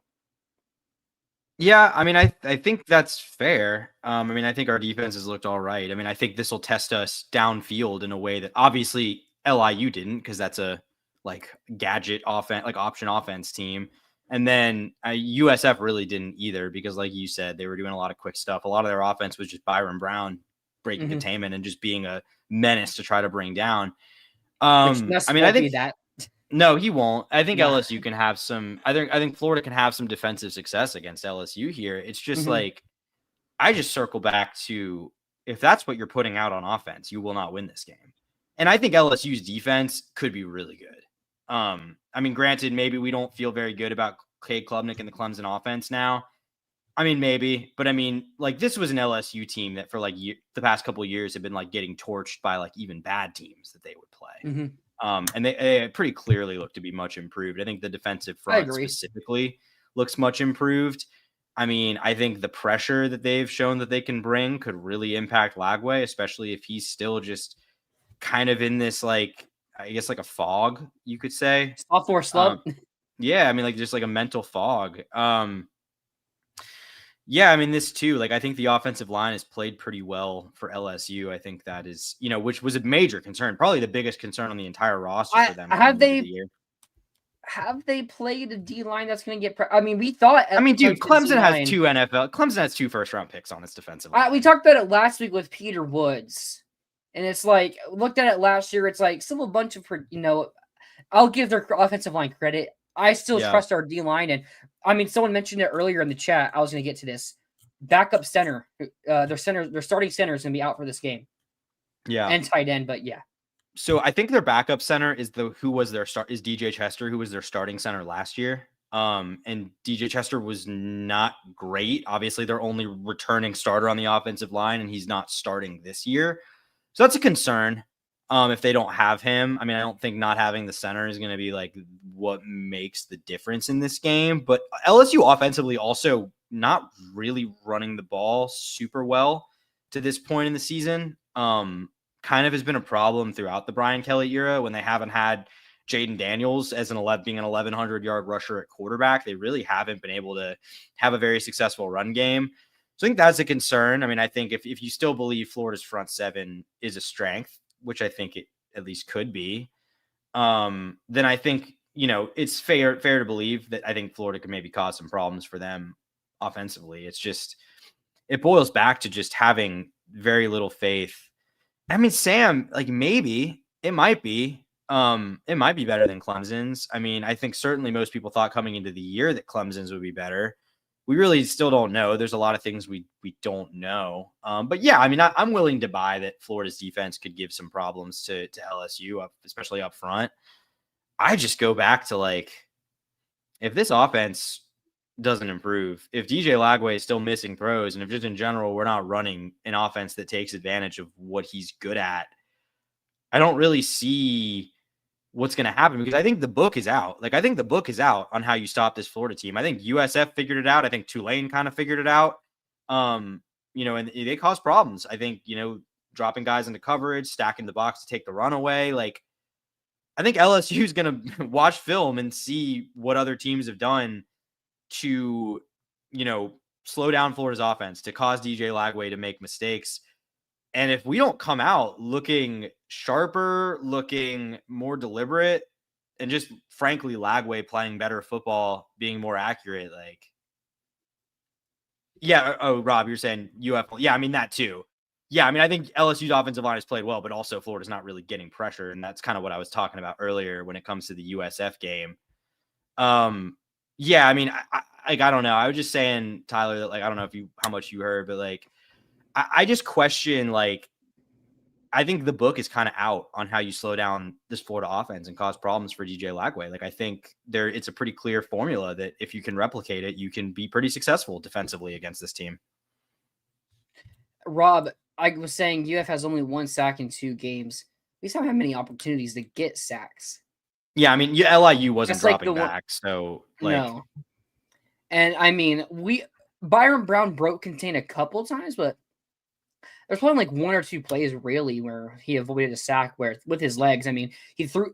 I mentioned earlier where Jaden Woods hits him as he throws the ball, and pretty sure that was an incomplete pass on a 3rd down. So it was like a nice play there. Rob, it automatically sets here. I'll show you here. When we join the stream app, it automatically sets an avatar, and the last person to use this was using that one. So here, I'll show you right here. I changed it now, so he's lying, Rob. Don't listen to him. He's a secret sleeper Ohio State fan. Don't listen to him. He's lying. I told you that with confidence.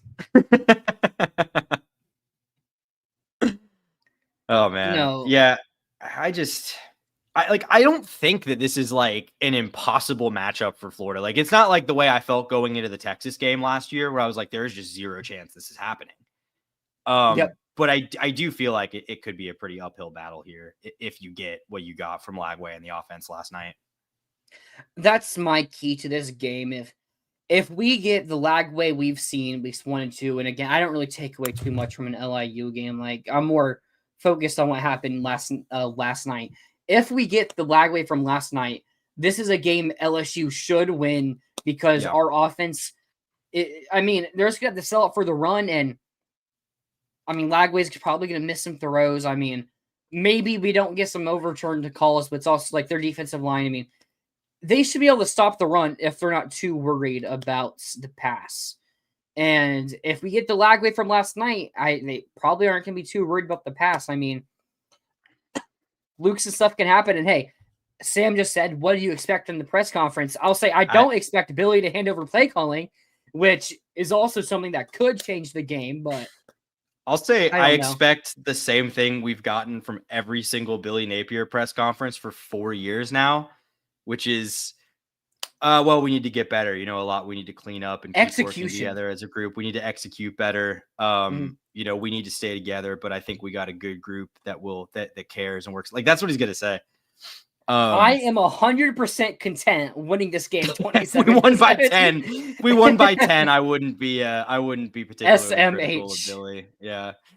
if we win 27-17, I mean, if we win this game, half the argument's going to be LSU's overrated, which I do think they're overrated. Yeah, and I think that will be the narrative. I think most people will be saying LSU's not as good. Yeah. LSU's not as good as we thought. Not okay. Maybe we jumped the gun on Florida. I think it'll be much more of the former. Especially if Georgia Tech beats Clemson. Now, if Clemson beats Georgia Tech, then maybe, you know, it's like, that's the key to this game. It's Lagway. And I mean, I think we can still win this game because I don't really trust that LSU offense. Like, I don't trust ours. And I think I still think we have the better players on defense.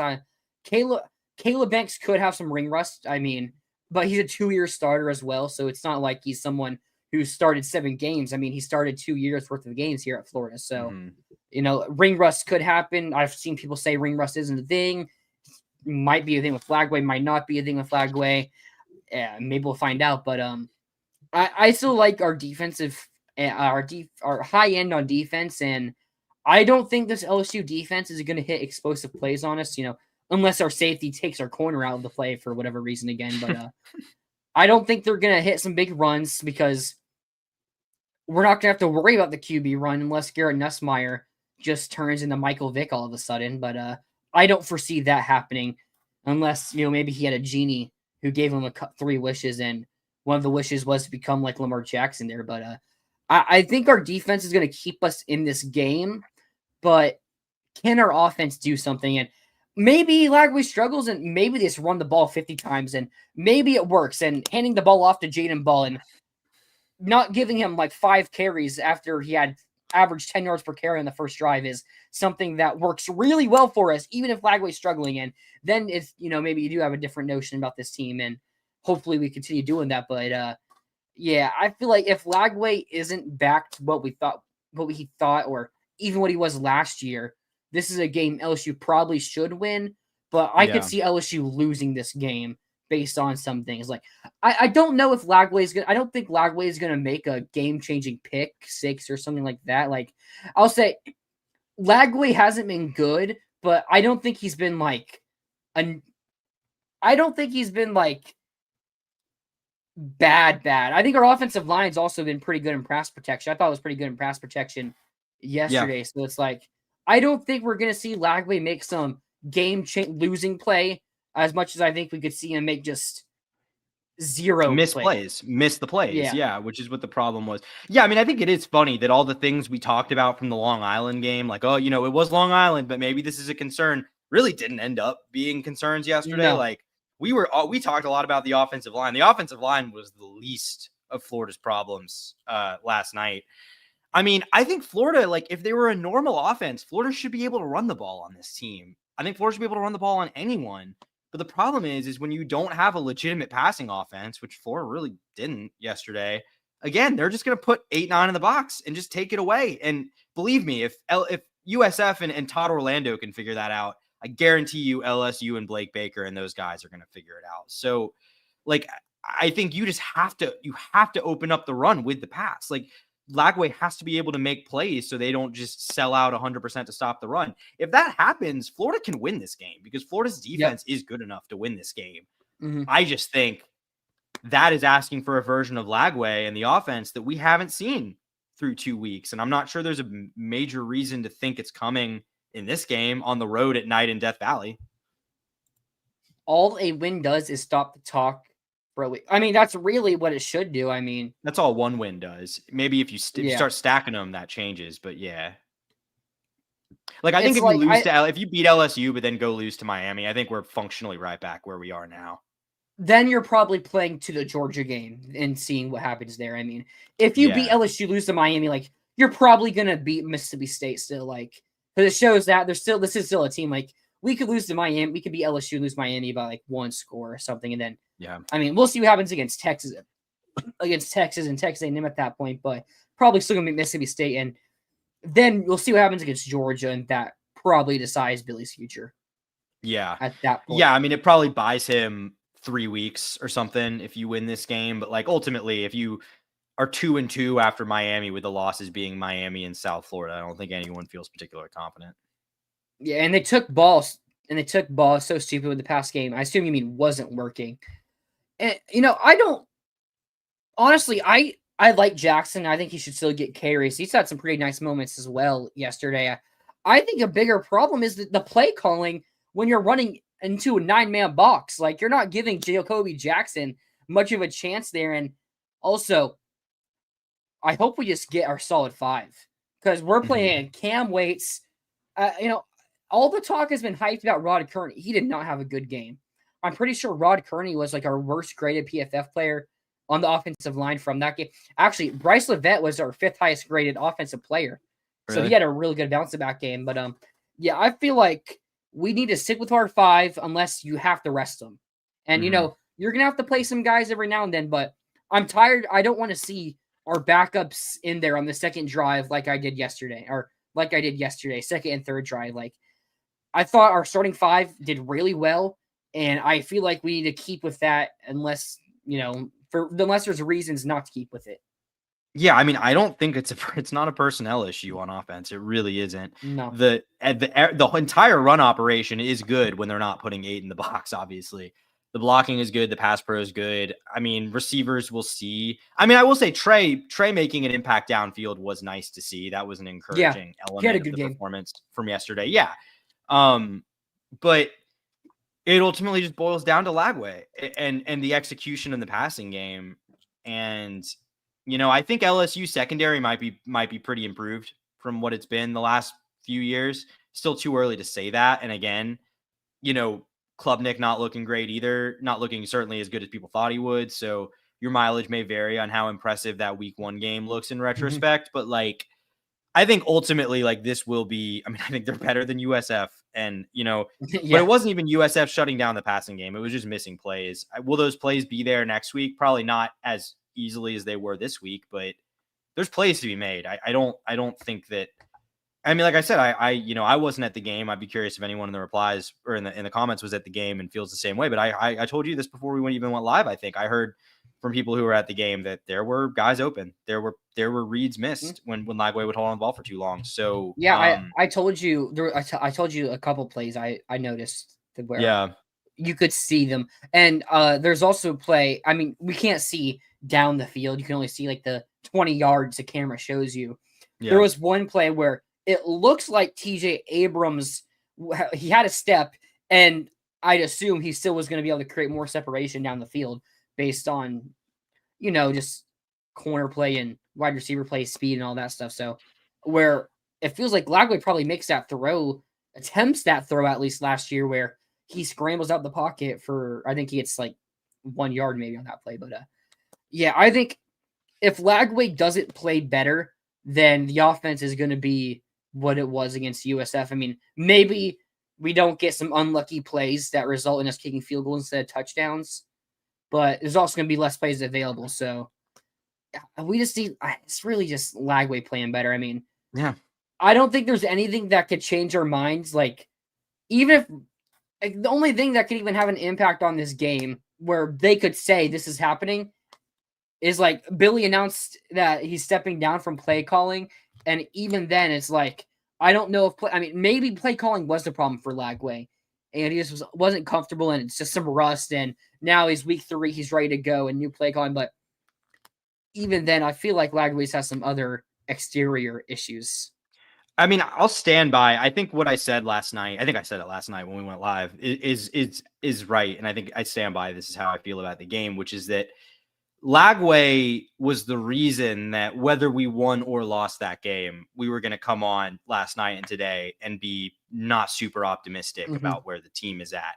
Billy's the reason they ultimately lost the game, because we shouldn't be talking about a loss. We should be talking about a really ugly win that gives us concerns going into Saturday. But we shouldn't be talking about a Yeah. loss, and it's Billy Napier's fault that we're talking about a loss. So, I mean, yeah, that's it exactly. I mean, Sam, Lagway not being able to practice in the spring and fall hurt showed sorry, let me read that. Lagway not being able to practice in the spring and fall hurt, and it showed.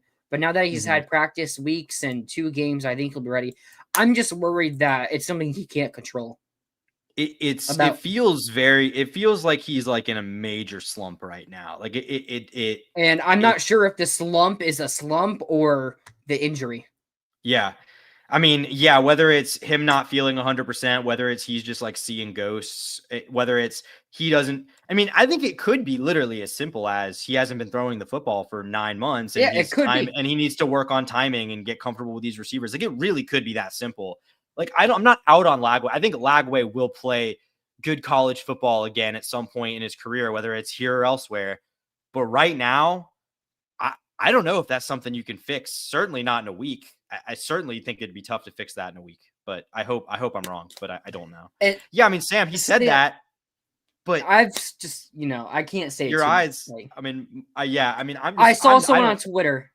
I saw someone on Twitter also saying that they were at the game and it looked like he couldn't plant that left foot, which is a big part of being able to get under throws and being comfortable in a pocket. And, I haven't checked, and maybe it's not the foot, because I also think it could be the shoulder from what I've heard, but and maybe we're just making up stuff, but yeah, I mean, I think RQ here, Lagway is mid. He might be, but it's also like Lagway was better last year. Like, he's regressed, and that's why I think Billy Napier gets the blame, because he's regressed, and there's no excuse for it. Like, Lagway last year wasn't mid, and it's like, if you look at the box score, sure, but on the field, like, if you watch the games, like, it's clear Lagway has regressed, and I don't care that he now has 5 touchdowns to 1 pick, right? I think that's it. Or, no, 4 touchdowns to 1 pick. 4 touchdowns to 1 pick, yeah. Like, I'd still rather have the 9 interceptions with how we played last year than what we have now. Yeah, I mean, I agree. I think, I don't think Lagway is mid, obviously, but it's just, and again, I mean, I know you have some things you don't want to like divulge. I don't have any inside information. I'm just literally going off what I saw with my eyes. I mean, there's something going on, and I think, I mean, honestly, I don't want to I'm not saying this in an accusatory way because I don't know anything, but just from the outside looking in, to me, it feels like there might have been some mismanagement injury-wise going on this offseason. I don't know. It just minor injuries lingering and causing problems that I feel like shouldn't be. And again, I don't know anything. This is not me saying the coaching staff or the training staff did anything wrong. I just am curious because it seems to me like these are things that shouldn't be impacting him for months and months at a time. It could be in his head. Like, it is possible. It could be. I mean, he could be he might just be seeing ghosts. Yeah. Yeah. Poor play calling. Oh yeah, this is right here. Poor play. Look at Do y'all remember when FSU hired Gus? Like, majority of people, regarded. This was not a well-received hiring. Like, Gus was after probably his worst 2 years in coaching at UCF. Like, hindsight's 2020. But like, if we were to go and hire someone that was perceived as Gus was, like, I mean, I don't think Billy. If we're in that position, I don't think Billy's the coach here. But it's also like, I mean, I fully believe a bad decision. I fully believe Florida should have hired an OC. I said it earlier. Florida should have hired an OC after 2023. Florida should have hired an OC 2 off seasons ago. But like, I would also say, like, Norvell hiring an OC wasn't that they went 2-10 and he had an epiphany of self-awareness. They made him. You had to do it. You get pressure to do it, and Billy's not under that same pressure. Yeah. Billy's not under. I mean, maybe he should be. I'm not saying he shouldn't be, but I think it's pretty clear Scott Strickland has never at any point put that kind of pressure on Billy Napier. You don't care who it is. You don't care if you're a bad OC. You just want it to not be Billy. I think Billy is a bad OC, and I think his career track record backs that up, to be perfectly honest with you. I mean, I think he's got a pretty unimpressive prior career as an offensive play caller. Just I mean, being real. I've said things like I still don't know if I'm saying he's a horrible OC. I think if it's like I think he's gonna be fired at the end of this year, and I don't want to come out here and sound like I'm defending Billy Napier, but like, is a better OC fixing what Lagway did last night? Maybe. I mean, probably running the ball better, but it's also like, if Lagway is still gonna miss those passes, I mean, that out route with on our last drive there, like, is a bad OC, say they call that, our good OC calls that play and Lagway still misses a throw. Does that make him a bad OC because they missed a throw? Like, yeah, that's fair. I do think Michael here, though, makes an interesting point kind of related to that, which is like, I do think it's pretty obvious they don't trust him to throw the ball, air it out downfield the way he was last year. Now, maybe that's because he can't do it right now. And maybe that's the case. He shouldn't be playing. Like, he shouldn't, if you don't trust him to go be the DJ Lagway we saw last year, then like Tramel Jones needs to be playing in these games. And I'm not saying I want that necessarily. And yeah, Kenny Dabo did fire Billy. That is the thing that happened. Yeah, he fired him, 14 years ago now? That was a long time. Yeah, it was a long time ago. I'm sure he learned a lot from it. But it's just like, even at Arizona State, he was never a great play caller. He was never... We need to make our predictions here on this LSU game. Yeah, sorry. We're going long. We're going long. Yeah, we need to make our predictions here on the LSU game. Yeah. I'll let you go first here because, like, I mean, we've talked about it enough. Like, I think this will be a close game, but I think there's a world where we lose a close game and it's like I think it's fire Billy, really, if we lose no matter what. But I think there's two different worlds here where it's a close game, we lose to LSU, and both teams look better. Both teams look good.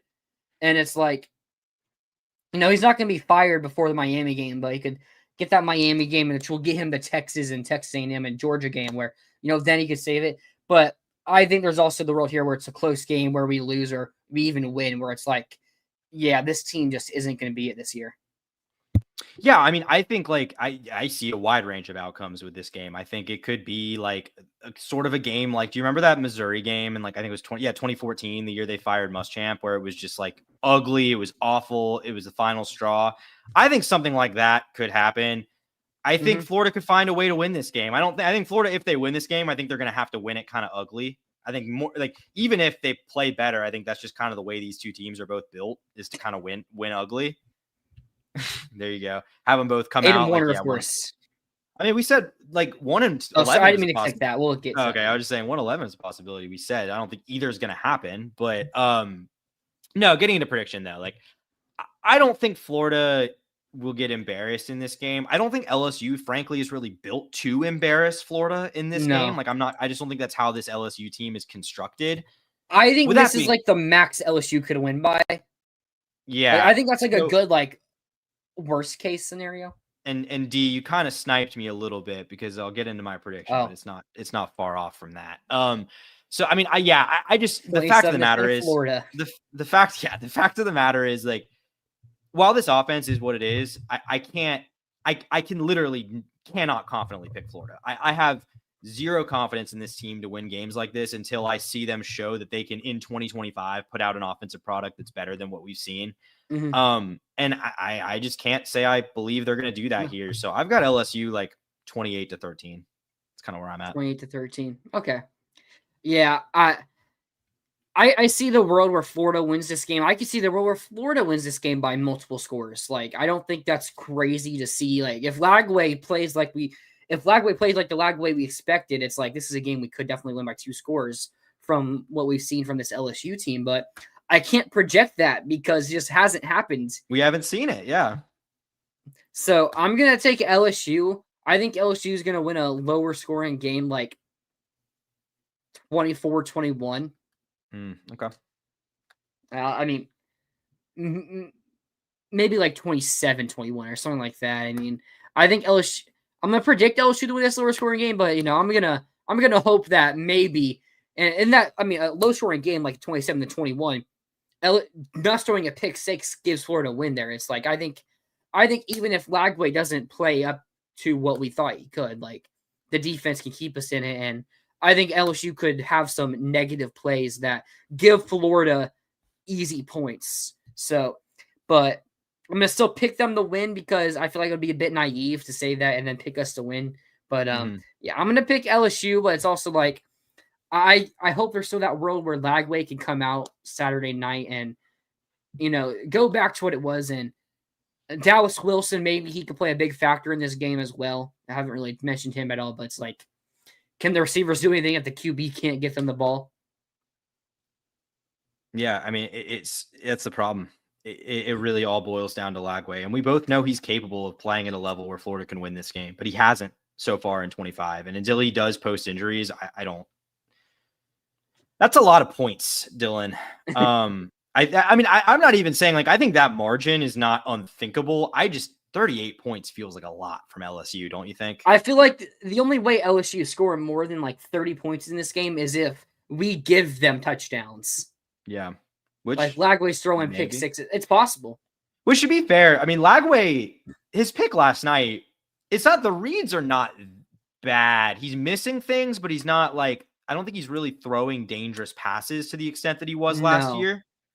Like he didn't throw it. Like that pick was not a bad read. Like that pick was a fine. I'm okay with him taking that shot in one-on-one coverage. It was not the best ball. It needed to come out better. But I mean, I don't think that was like a horrendous decision.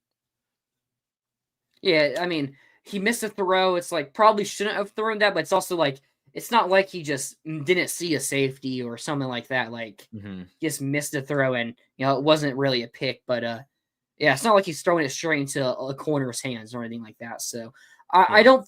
I said it from last season. Like I don't think Lagway really is going to have an interception issue. Like I mean, with his development and. From last year, I don't think it was as bad as the 9 pick minute looked like. But, yeah, I think Lagway's, like, going to play either right here, whereas Lagway's going to play like he did against LSU last year and boost his confidence, which could do. I hope. Which probably would save Billy's job. But if he doesn't, like, I think he's going to play hesitant football. LSU probably gets a couple sacks. I mean, I don't know how good their pass rush is yet. I also know how good our O-line is yet, but it's like if Lagway plays like he did against USF, like probably get sacked a couple times. Maybe they force an interception on a Lagway trying to do some Superman type of play there, but I don't think it's going to be Lagway forcing too much stuff unless the game's already over. Yeah, Kenny, this I think there are some similarities here to the way we were under Muschamp, but I will say one difference between the two. Muschamp tried. Muschamp hired 3 different offensive play callers in 4 years. None of them were good, but he tried to get that side of the ball right. Some similarities. Jeff Driscoll led us to 11-1 in 2012. Yeah. And then he gets hurt, and now he's had a long NFL career, but like he was not the same player after that injury. And, it's not like he was elite in 2012, but like going from 11-1 to what, 4-7, or was it 4-8, 4-7, whatever it was. Yeah, 4-8. Like it's a pretty big difference there, and I hope that's not what we're getting here from Lagway. Although Lagway having a 10+ year-long NFL career is not too bad for him. No, I think he would.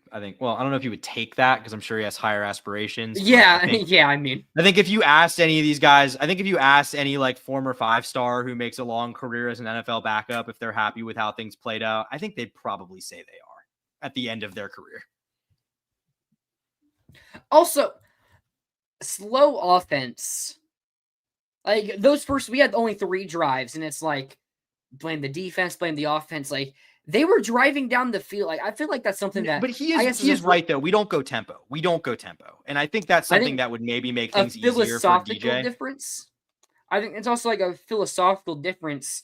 I mean, now, would you rather?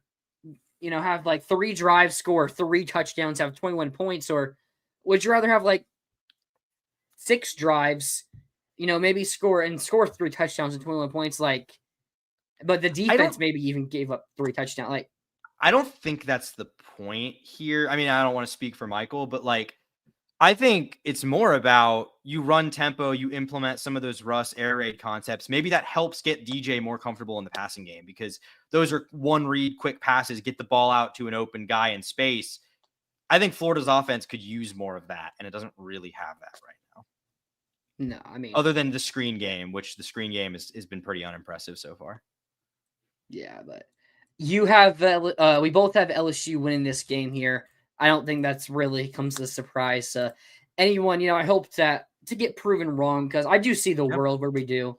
It's like it's on Lagway, and it's like it's one player decides everything, but it's also like it doesn't because the defense still has to play well. You know, the players are offensive line has to block and stuff like that. But it's like if your QB is going to go out there and be a 0, it's just it doesn't matter. Yeah. And we only go for Tyler, and we only go for 7 to 8 yards a play 3 drive.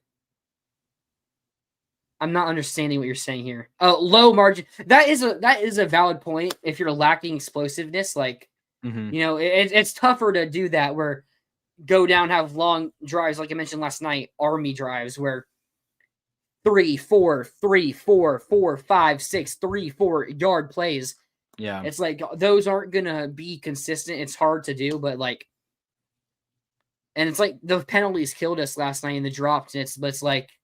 I thought it was working pretty well. And again, it's like we saw it last year when Lagway was healthy or Lagway wasn't rusty, whatever the issue is. That's not the offense with Lagway, with the proper Lagway. So it's whatever. Yeah. But no, that does it for that. I mean,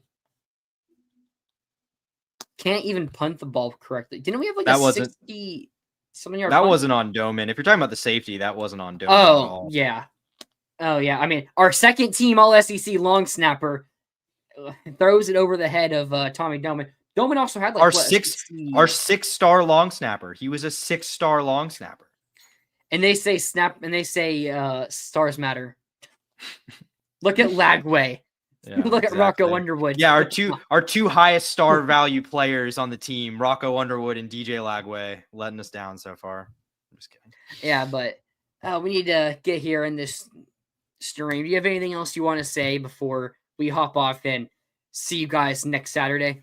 I mean, I think everyone knows the score at this point. I think it's pretty obvious where things are at. I mean, it's not a good spot. It's a way to salvage it. Like, it's not completely unsalvageable in theory. I think in practice it might be, but we'll see. You know, we'll see how they go out and look this week. I mean, I will say it seems, I think for the first time, it seems, because I think Billy Napier's been a really, I guess, controversial or contentious head coach. I'm not sure what the word I'm looking for is, but like, I think the opinion on Billy Napier among the fan base has been like extremely divided for most of his tenure. And I think this is the first time we kind of see everyone coming together and like being on the same page that this is probably not going to work unless things. Well, I mean, he was fired after the A&M game last year. Yeah. But I mean, I think there were still people who said there were still people who were saying, don't do it. I don't really see the people saying don't do it anymore. Yeah. Right here.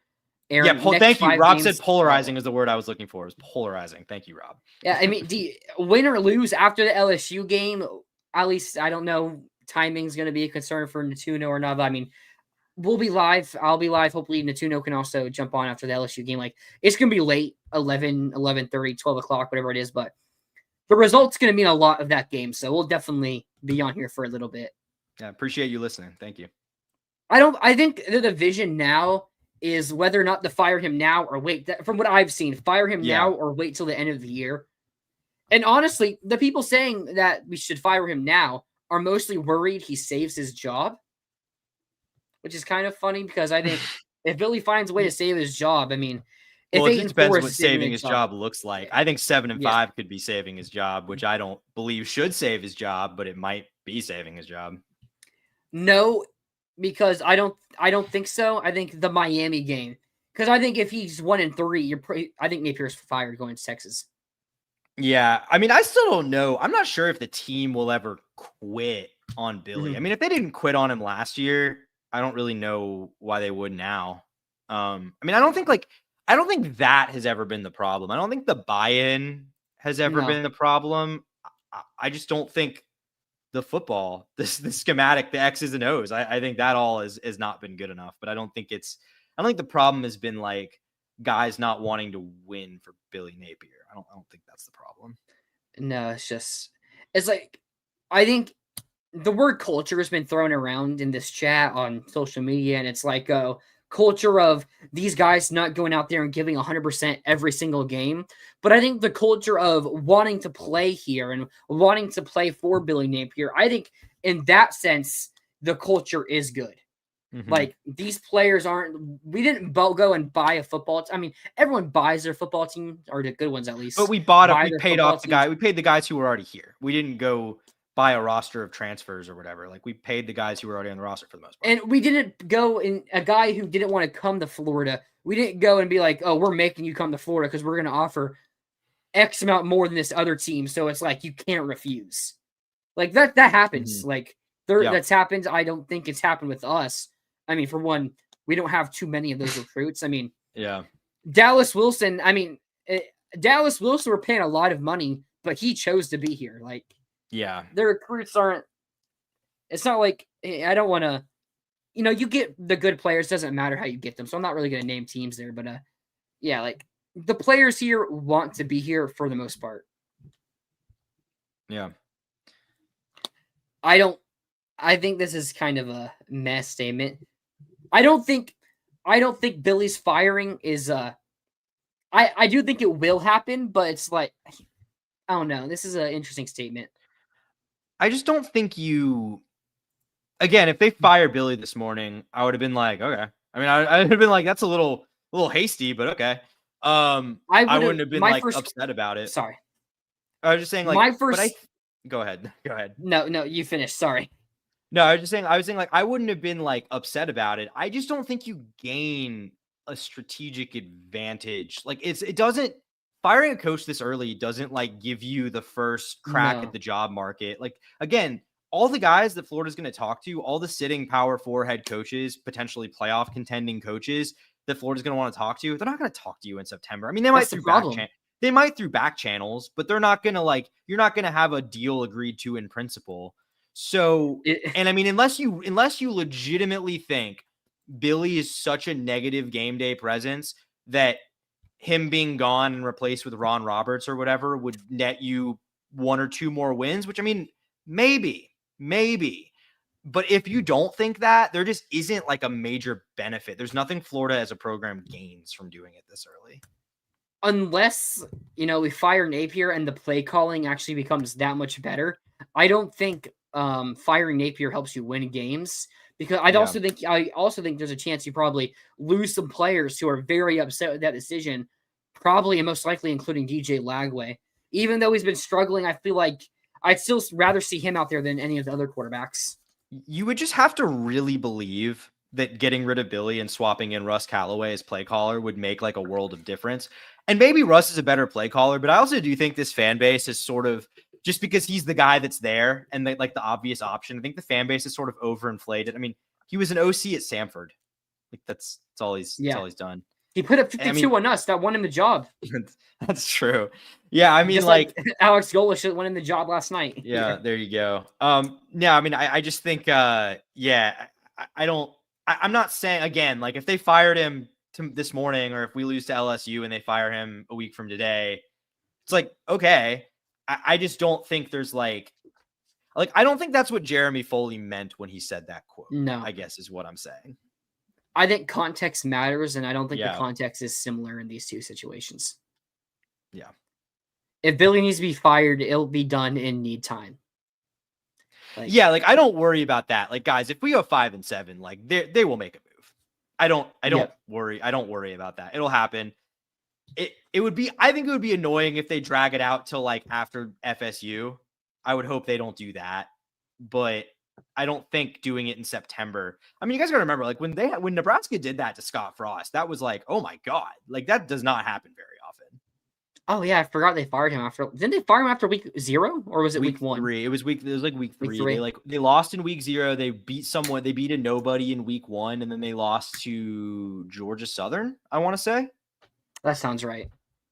And it's also like, Billy has not been good here. I'm not saying Billy going 7-5 is the standard, but Scott Frost also hadn't even made a bowl game in his tenure at Nebraska, and they were playing their worst football at that time. Like, you know, if we lose our next 2 games, then it's like, yeah, okay, we're probably not going to beat Texas, and you know, there's a chance we beat one of A&M, Texas, or Georgia, but like, also, I would just like to point out when Nebraska fired Scott Frost, they ultimately waited and then hired a dude who was a sitting NFL head coach at the time, but then got fired. So like, they weren't like Matt Rule wasn't even on their radar at the time because Matt Rule was coaching the Carolina Panthers. So I don't think that really first season in Carolina too. Didn't we do 1 season there? I think maybe he got 2. I think it was early in his second that he got fired. I might be wrong on that, but point being, like, it's not like doing that in September gave them like a massive advantage with who they ultimately hired. It's still going to be determined by the dominoes that fall in late October and really more like November. What if you go 2-10, man? That would be I'd laugh.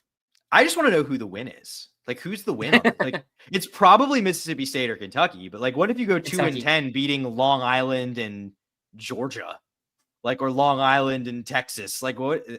How do you? I'd love for it if we went 2-10. I'd love for that win to be we fire Billy, Lagway stays here, Russ Callaway's the OC, and we fire him after the Tennessee game, and we're playing let's say a 10-1 FSU team that winning they're in, losing they're out, and we go out there and Lagway looks like $1 million, and we go out there and knock FSU out the playoffs. Wow, like, yo, we're back. I just want to bring up one thing. Oh, sorry, you can keep going. There's just something before we get out of here that I wanted to bring up. Oh yeah, but like, you know, Sam, I just don't want to go. I don't see that happening, man. Like, that's literally players opting out territory, which if they fire Billy right now could happen. So could also not. So I don't really know if we could say it. Mike House here. Okay. Who wants to come to Gainesville if you fire a coach after 2 games? I mean, I think that's a decent question. I also like, it's not going to happen. So I don't even know. It didn't happen. Like, unless Billy just comes out and announces he's stepping down tomorrow at his press conference. You know, I wonder what. Yeah, I mean, I don't think the 2 games. It's not like. I mean, I think that's a fair question to ask of like Alabama if they fire Kalen DeBoer in year 2, but it's year 4. Like, I think everyone knows once you get to year 4 in a job like this, if you're still losing, like all bets are off at that point. Toby, it would probably be Kentucky our only win. I'll say Mississippi State looking better than last season. Arizona State only beat Mississippi State by 7 points last year. Arizona State wasn't Starkville. Yeah, Arizona State also benefited from a lot of good luck, like a lot of close game luck last year. Like, that team could have easily been like a 7-5. I mean, like, they gave Texas a good game, and maybe that kind of blinded us a bit there. But like, I don't think this is an Arizona State team we're looking at that's gonna. I think this gives Jeff Lebby. I think this win.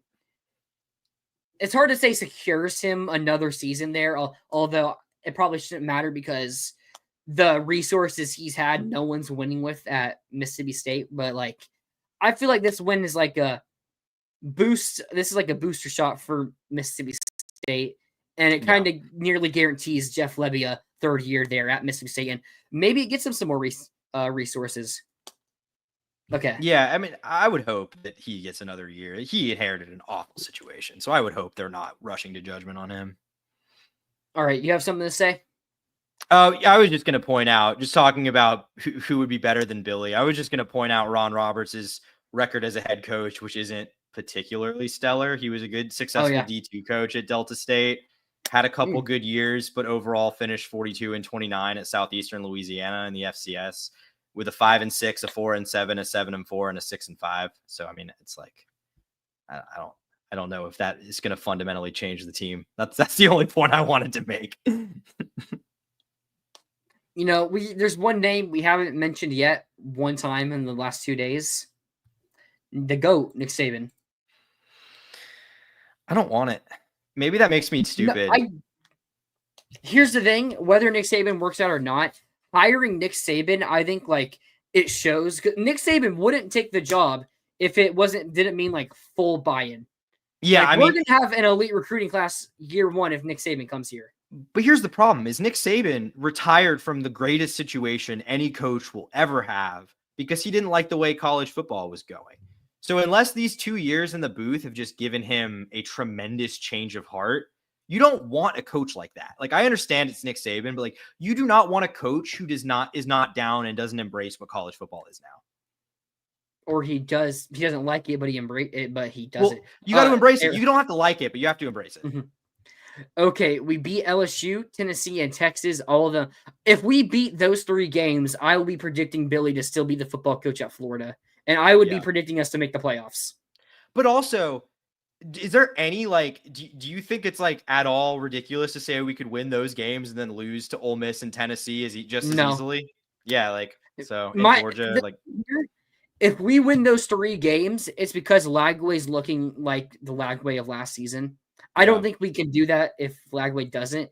And unless Lagway just regresses again, I don't think we would lose those worst games to worst teams. But oops, didn't mean to do that. Sorry. You know, it's like, I feel like it's just so unpredictable here in the Billy Napier era, and I hope we do it.